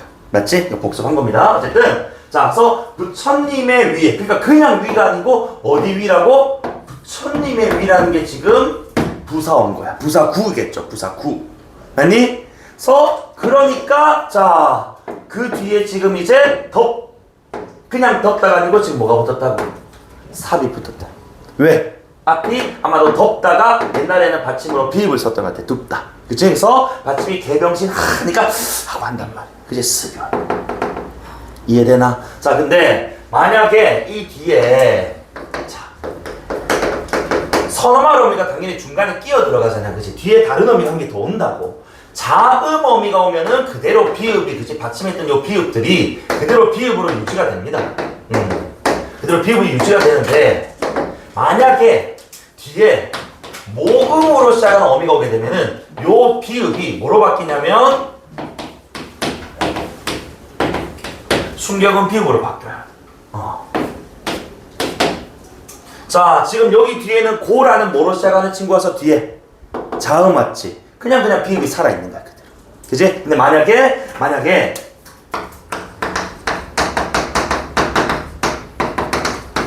자, 부처님 위에 덮어라는 그지? 만약에 예를 들어서 우니까 오겠지, 그지? 자, 만약에 어가 왔다라고 하자. 그지? 그럼 모음이잖아. 그럼 이게 지금 이거 알아봐야 된다. 아리아 때문에 미안해. 다시. 그래서 이 비읍이 뭐로 바뀐다고? 뒤에 있는 모음 때문에 순경은 비읍으로 바뀌어버리는 거예요. 그리고 연철 이어적게 하면 뭐가 되는 거야? 둡사발. 현대어 풀이로는 그냥 덮어 이렇게 얘기해. 덮어. 요거 이해되니? 뒤에 오는 모음이 그치? 자음이면 비읍이 그대로 있다고. 근데 모음이면 비읍이 순경은 비읍으로 바뀐다. 순경은 비읍은 약간 부드러운 비읍이야. 왜 순경은 비읍 바뀌냐면 이 비읍이 뭐와 뭐 사이에 놓인다고? 아래아와 아라는 모음 유성음 사이에 놓이니까 이 비읍도 유성음적인 성격, 울림소리적 성격을 갖게 되는 거야. 알겠니? 자, 이번에는 부목계. 자, 부목계니까 요 깨가 무슨 깨야? 높임의 무슨 조사? 부사격 조사. 그치? 그러니까 부모가 뭐야? 부사어. 맞니? 그렇기 때문에 자, 안부를 부목계 뭐 했다고? 묻다가 아니고 그냥 묻다가 아니고 우리 현대국어는 이렇게 특소리를 썼지만은 중세는 특소리가 없었으니까. 그래서 묻다의 뒤에 잡을 붙인 거야. 왜 잡이다? 받침이 디귿이니까. 이해되니? 자, 그리고 고니까 그냥 받침 비읍이 살아있는데 만약에 뭐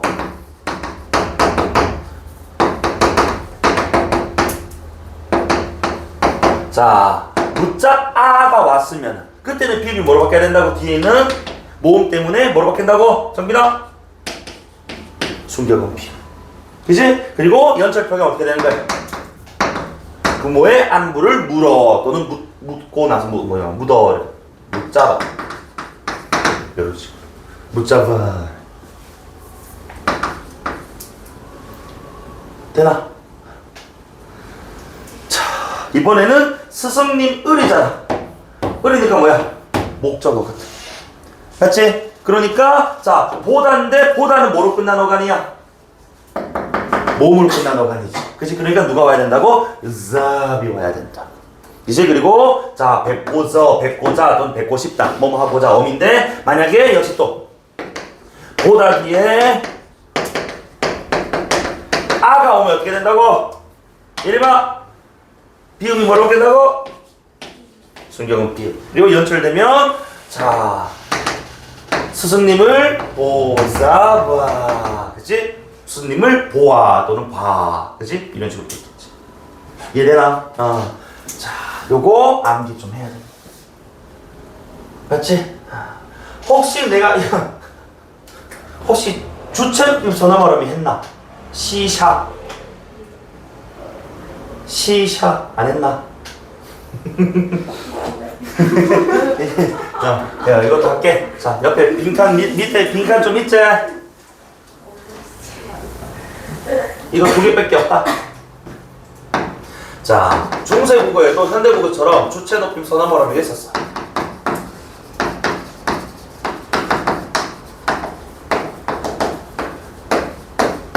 자, 요놈도 앞말에 그치?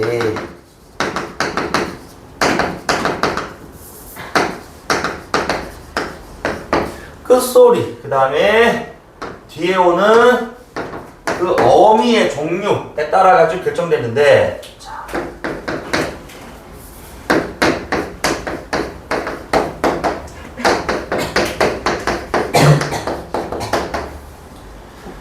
시하고 샤라는 게 있었어. 자, 그래서 요거는 앞말이 아니고 뒷말에 오는, 뒤에 오는 어미부터 먼저 봐야 돼. 그래서 뒤에 오는 어미가 만약에 자음이면은 시를 씁니다. 자음이면 시. 그러면 당연히 모음이면 누가 오겠어? 밑에 있는 샤가 오겠지. 그치? 예를 들어서 어미 뒤에 걸 먼저 봐야 돼. 주체 높이 선어말하면 주체 당연히 문장에 주어를 높이는 거지. 그치? 자, 그러면 이제 요 아래 아와 은은 쌤이 지금 이렇게 지금 괄호에 집어넣었거든? 우리 국어 문법에서 괄호에 들어가 있는 거는 매개 모음이라고 불러. 이거는 발음을 좀 보다 좀 쉽게 해주려고 첨가하는 모음입니다. 의미를 지니진 않았어요. 알겠지? 그래서 요거는 앞말의 끝소리가 만약에 자, 존재한다. 그러면은 누가 생긴다고? 아래 아나 으가 생기는 거야. 그치? 앞말에 끝소리가 있다. 그 앞말에 끝소리가 있다라는 건 그 결국 이제 뭔데? 앞말이 자음으로 끝난 경우에 그때는 아래 아나 으가 생기는 거야. 그럼 바꿔 얘기하면 앞말이 뭐로 끝나면 모음으로 끝나면은 아래 아나 으가 생겨 안 생겨? 안 생겨. 이런 뜻이야. 알겠지? 그리고 결국 이제 만약에 앞말이 자음으로 끝났다 할 때 아래 아나 의가 생기잖아. 그 아래 아와 또 의의 대립이야. 그것도 무슨 조화? 무슨 조화? 무슨 조화? 오늘 너무 많은 걸 배웠니? 머리가 좀 터져 나갈 것 같지? 너무 많이 배워가지고 모음 조화에 따라서 뭐 만약에 자음으로 끝났는데 그때 그 음절, 그 글자의 모음이 양이면은 그치 아래 아가 선택되는 거고 음이면은 그가 선택된다고 보면 되는 거야. 알겠니? 자 그럼 한번 해보자. 우리 용기어천가 2장에 이런 표현이 있어.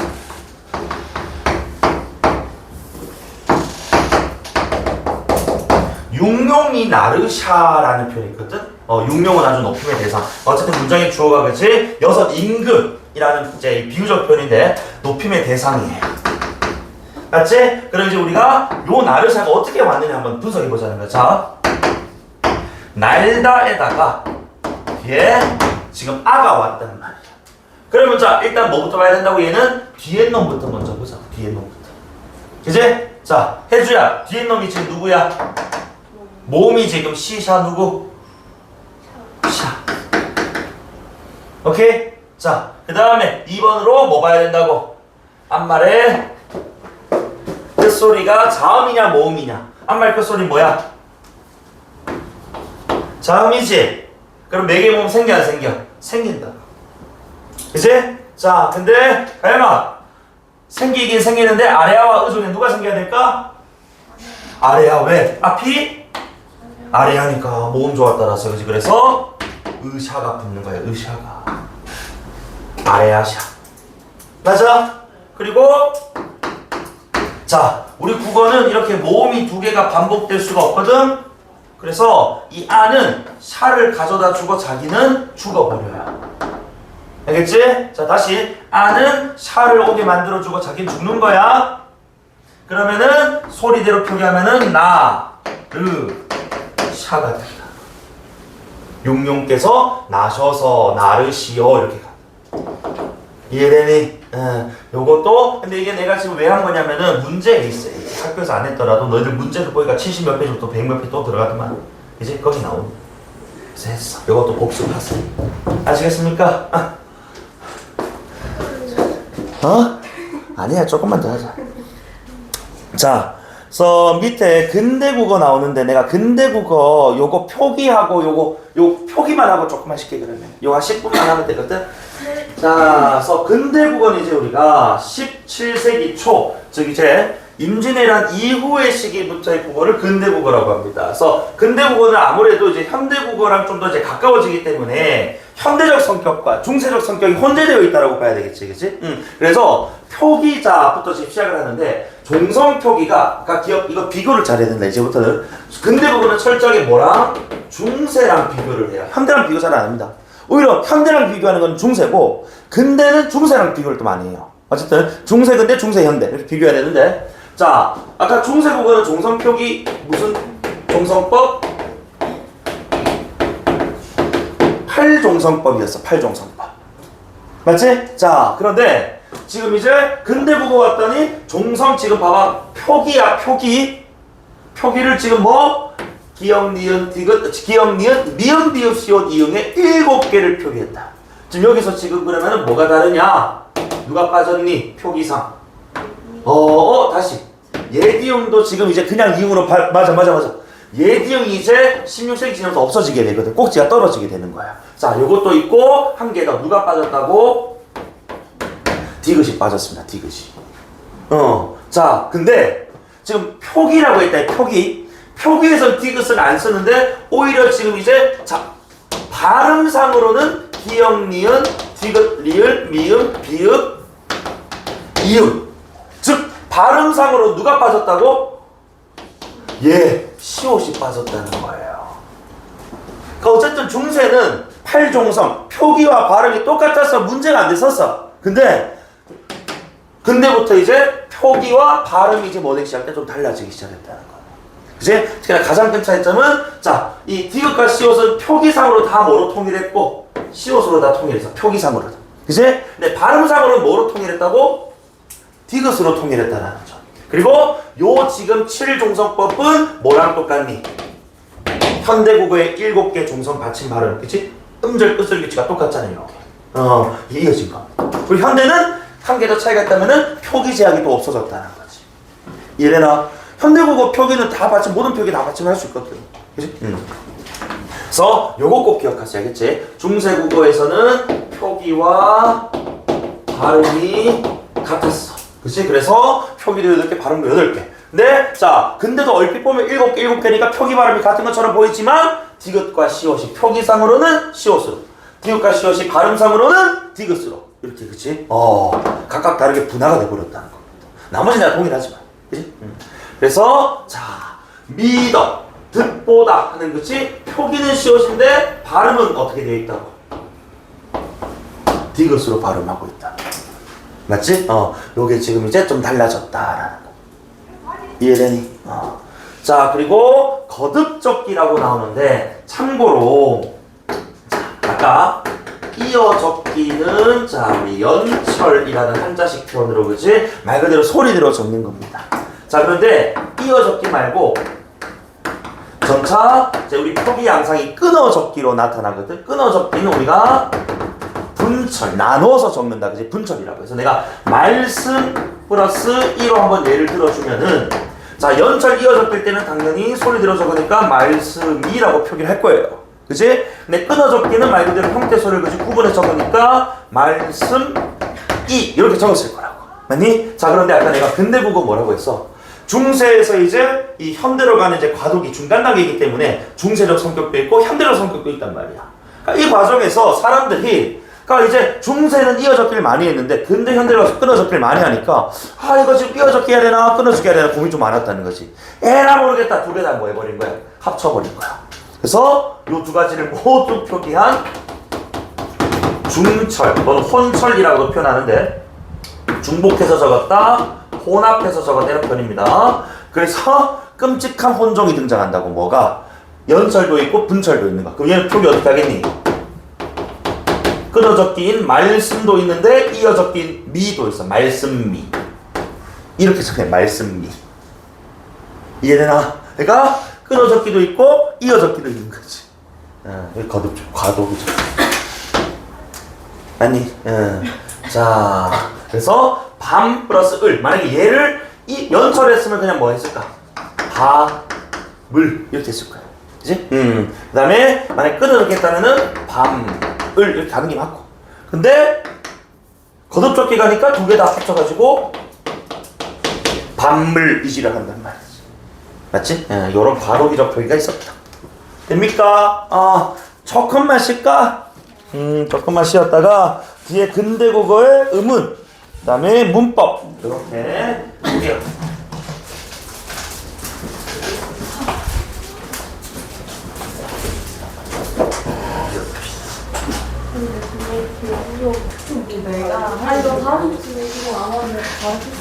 자, 그러면은 37페이지 근대국어 의문 한번 해봅시다. 자, 근대국어의 의문은 이제 중세국어하고는 좀 많은 차이가 있어요. 그래서 그 첫 번째로 우리 세모가 아니고 이제 앞으로 반치음이라고 읽어줘야 된다, 알겠지? 이 반치음은 이미 근대되기 이전에 이미 중세부터 약화되다가 근대국어 와서 이제 완전히 소실돼 버립니다. 그래서 어쨌든 이미 16세기부터니까 이미 중세부터 약화되다가 근대 와서 이제 완전히 사라져 버린다고.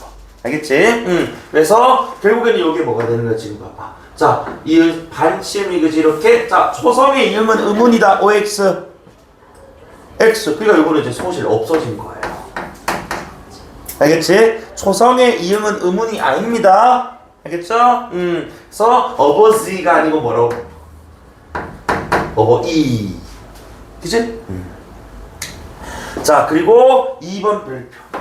자, 아까 우리 합용병서가 뭐였냐면 서로 다른 글자를 가로로 나란히 적는 거였거든. 요 합용병서 크게 몇 가지 있었다고? 시옷개, 비읍개, 비읍시옷 이렇게 세 가지가 있었어. 근데 아까 우리 시옷개는 된 소리였고 비읍개와 비읍시옷개는 어두 자음군이라고 해가지고 각각의 소리값이 뭐 있다고 했었거든. 그치? 그런데 요 놈이 뭐로 다 통일된다고? 다 시옷계로 통일이 다 돼버립니다. 시옷계로.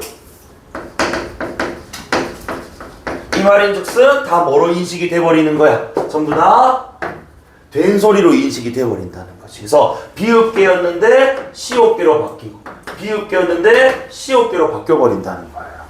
만이 그래서 얘네들이 된소리인 시옷계로 다 통일이 되면서 결국에는 나중에 다 뭐야? 다 된소리로 바뀌는 거, 현대국어 와서는. 알겠지? 자, 그래서 시옷계는 된소리. 그 다음에 일부 단어들에서 격음이 거센소리거든, 한자로. 거센소리. 코끼리에서 코끼리, 그리고 코끼리가 되는, 그치? 그래서 또는 경음화, 된소리 대가 좀 일어나는 그런 상황들. 그래서 곶꼬리가 곶꼬리 해서 꾀꼬리가 됐다. 그치? 이런 식이었던 격음 또는 경음화가 일어났다. 요건 안 물어볼 겁니다. 요거는 아니어도 돼. 알겠지? 자, 그리고 4번. 자, 17, 18세기, 즉 이제 임진왜란을 거친 이후에 국외음화 플러스 여기 더 추가시킬 거야. 국외음화 말고 두음법칙. 그 다음에 원순모음화. 그 다음에 전설모음화. 요런 이제 음음 변동의 그치 양상인 것들이 점차 이제 근대국어 되면서 나타나기 시작합니다.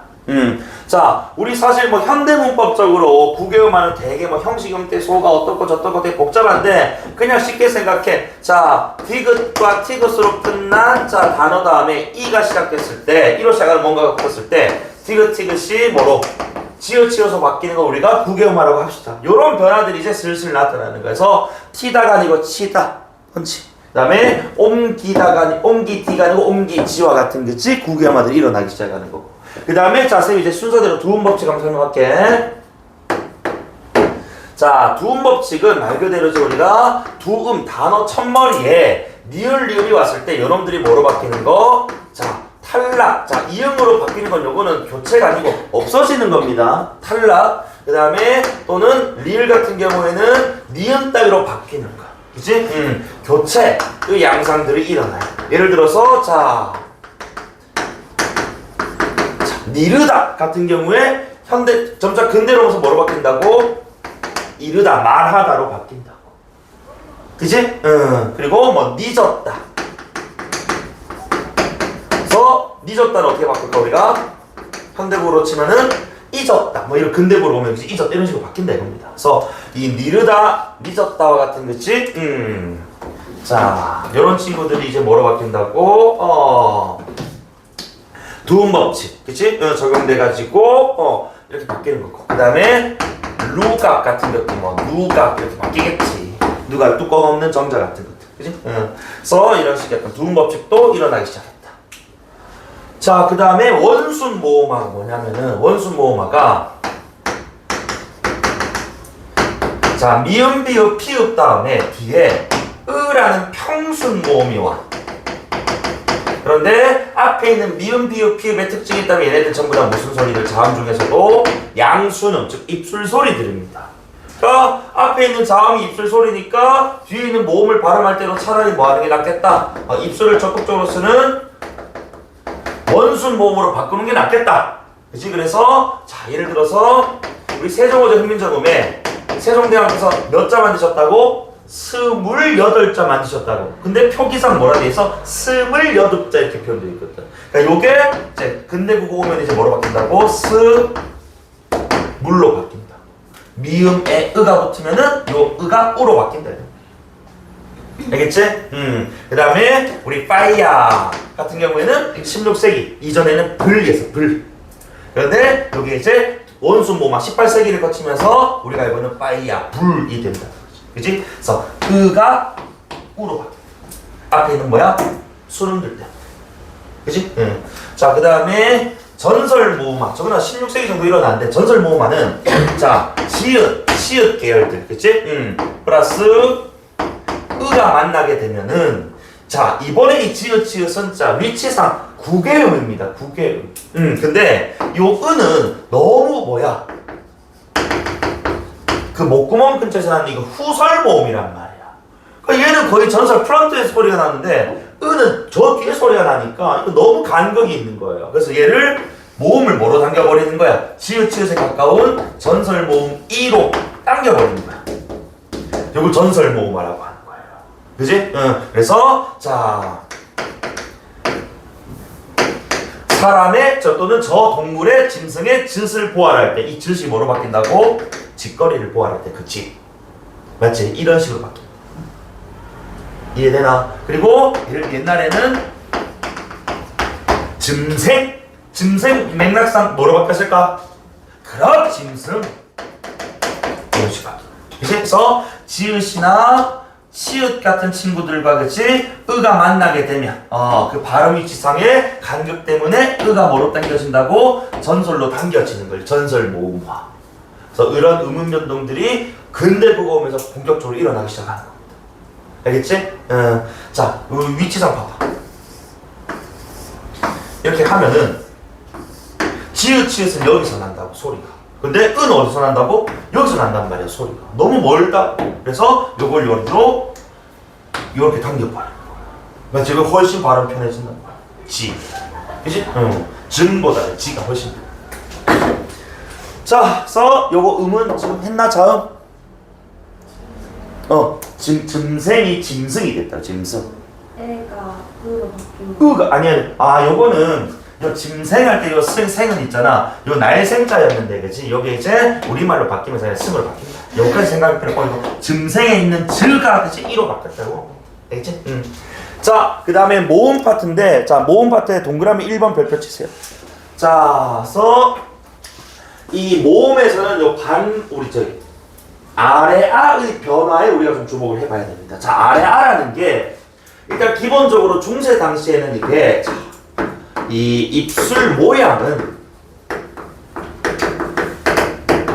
오, 즉 원순이고 실제 발음은 아 소리를 내면 요게 후설 저모음이라고 해가지고 이게 이제 아래 아의 발음 소리가 원래 그 너희들 이제 그 폭삭 속가수다 그 보면은 제주도 사투리 있잖아, 그렇지? 걔네들 닭을 뭐라고 하노? 돌기라고 한다. 독. 그러니까 닭이 옛날엔 이런 표기였거든. 그러니까 이게 아직도 이제 제주도 사람들은 오와 아의 중간 발음인 거지 아래아 발음으로 발음해가지고 제주도 토박이 할매들은 닭을 자꾸 독이라고 해, 독. 그래서 요게 지금 이제 우리가 소리를 내보면은 입 모양 오 하고 아 하면은 오 이 소리 나거든. 그래서 독 이 소리 난다. 그치? 독묵자 이 소리. 예? 왜 그럴까? 제주도는 섬이잖아. 그치? 그러니까 다른 육지에서 이제 발달되고 이제 바뀌어가는 양상들이 섬까지 이제 전달되기 좀 오래 걸려서 그런 거야. 그래서 아직도 제주도 사람들은 조금 옛날 말 씁니다. 어쨌든 그래. 근데 요 친구가 이제 2단계를 거친다고. 자, 16세기 이미 중세국어에 1단계적 변화가 나타나요. 어떤 변화가 나타나냐면 중세국어 자 16세기 당시에 둘째 음절 이하에 있던 아래아는 뭐로 바뀐다고요? 1단계 일단 으로 바뀐다. 자, 그리고 18세기. 자, 18세기 이제 근대 들어와서 두 번째 이제 변화를 겪게 되는데 첫 음절의 아래아가 이제 뭐로 바뀐다고? 아로 바뀌는 거지 2단계 변화가 생긴다는 거야. 자, 내가 하나의 단어로 여기 가르치다 나와 있으니까 한번 보여줄게. 왜 이래? 빨리 맞히지 말자는 건가? 빨리 맞히라는 건가? 자, 15세기라고 하죠. 15세기 표기가 가르 티다였겠지. 티다. 왜 내가 티다라고 했을까? 왜 티다라고 했을까? 뭐가 일어나기 전이니까. 구교가 일어나기 전이니까. 알겠지? 그냥 가르치다 해도 티다 상관없어. 자, 어쨌든 요 놈이 16세기가 되면은 몇 번째 음절? 1음절, 2음절, 3음절, 4음절이다. 그치? 둘째 음절에 있던 아래아가 뭐로 바뀐다고? 뭐로 바뀐다고? 뭐로 바뀌어? 으로 바뀐다고.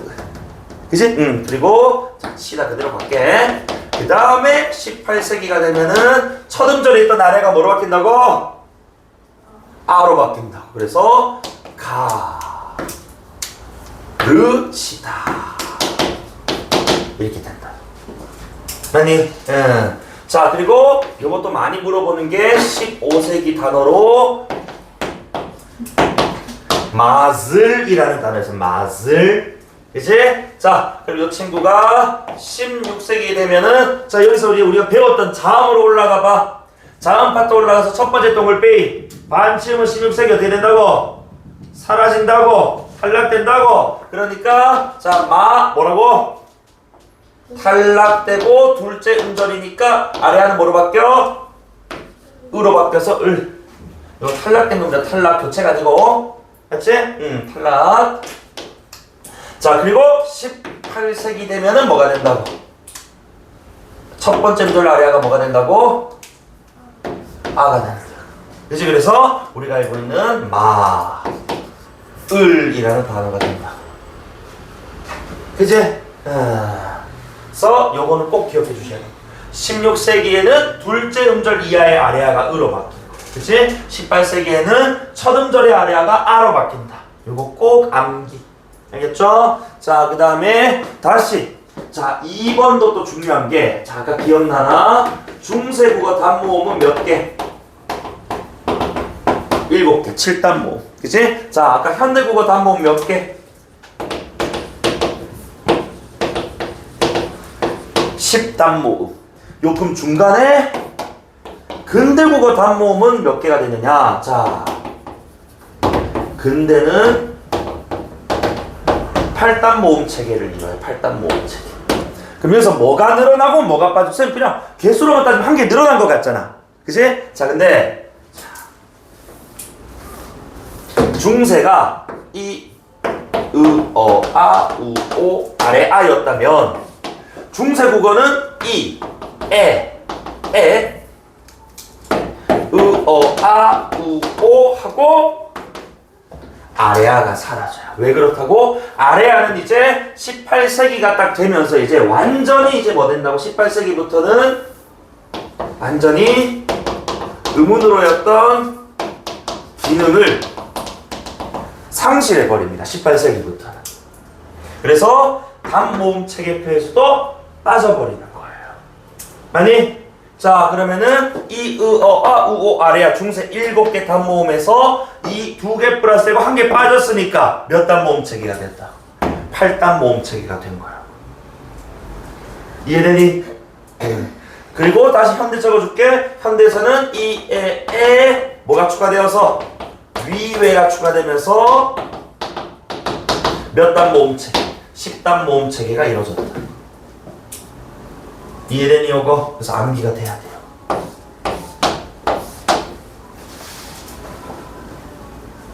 됐나? 암기. 자, 그래서 결국 이제 누가 추가됐다 여기에. 아, 이와 어, 이가 그치? 중세는 이중모음이었던 게 그치? 단모음으로 들어갔다.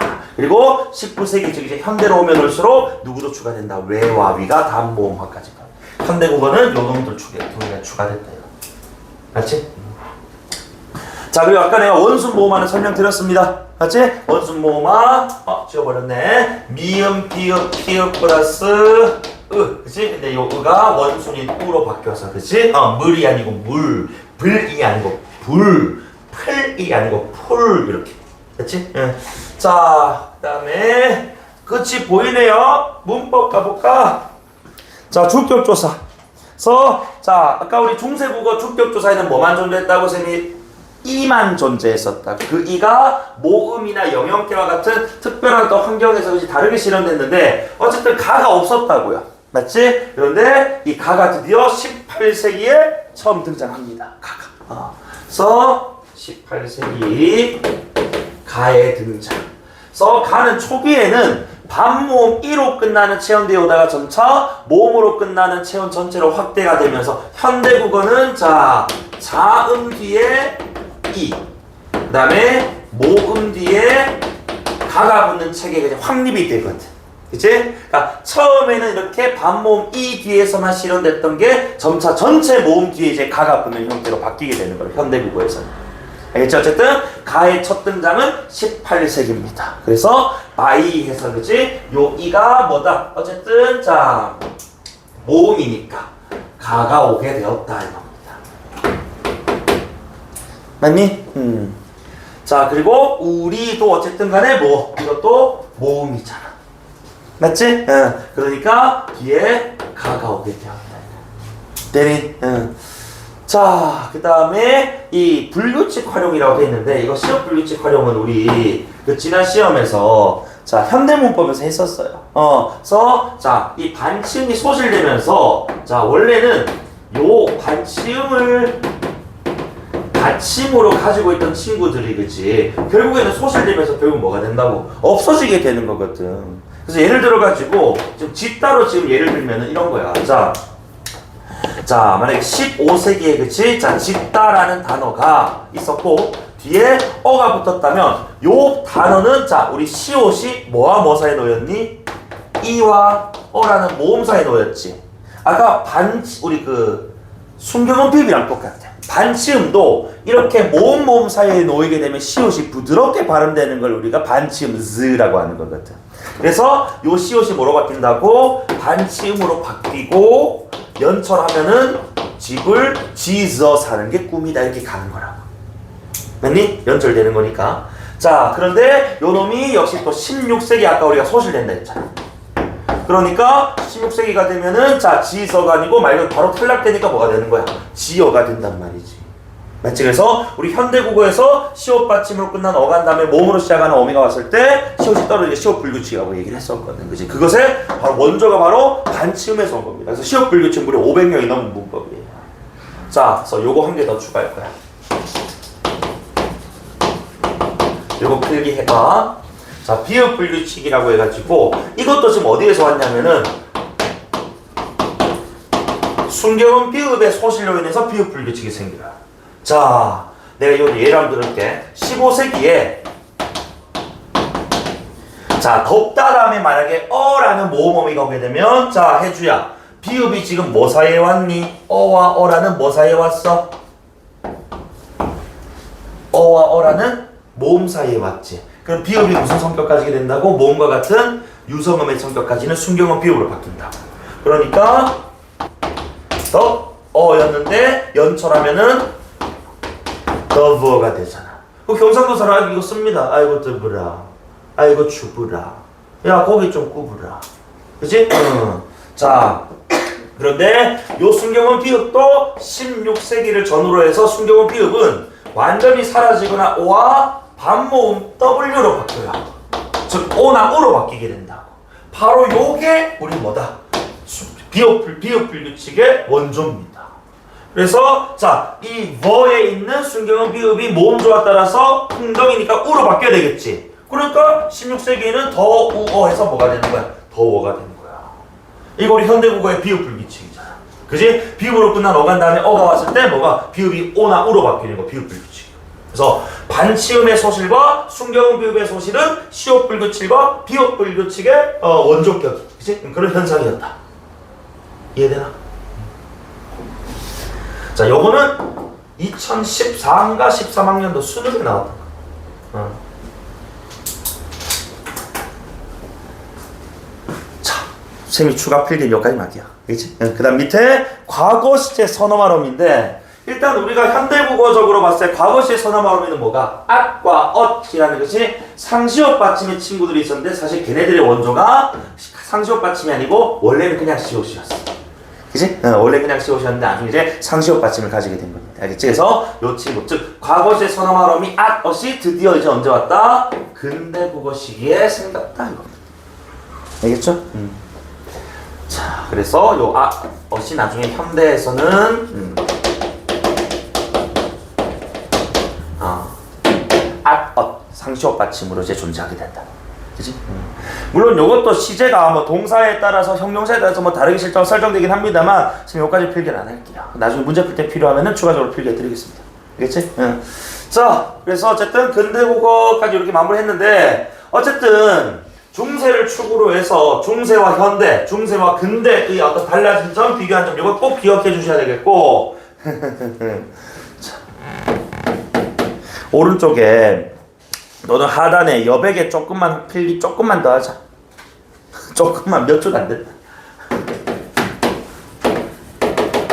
성조가 사라져요. 성조가 뭐라고? 음의 높낮이 아까 표시했던 거 있잖아, 그치? 성조가 사라지니까 함께 누구도 사라졌겠어? 성조를 나타내던 방점도 소실됩니다.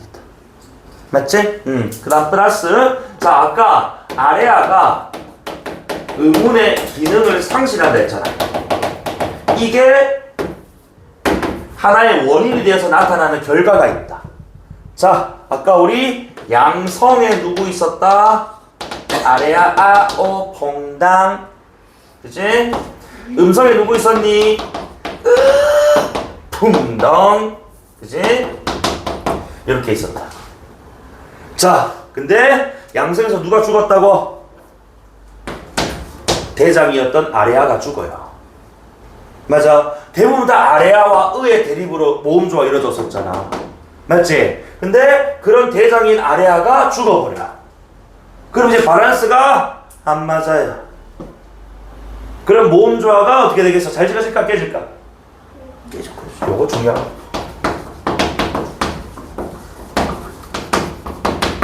모음조화의 혼란이 옵니다.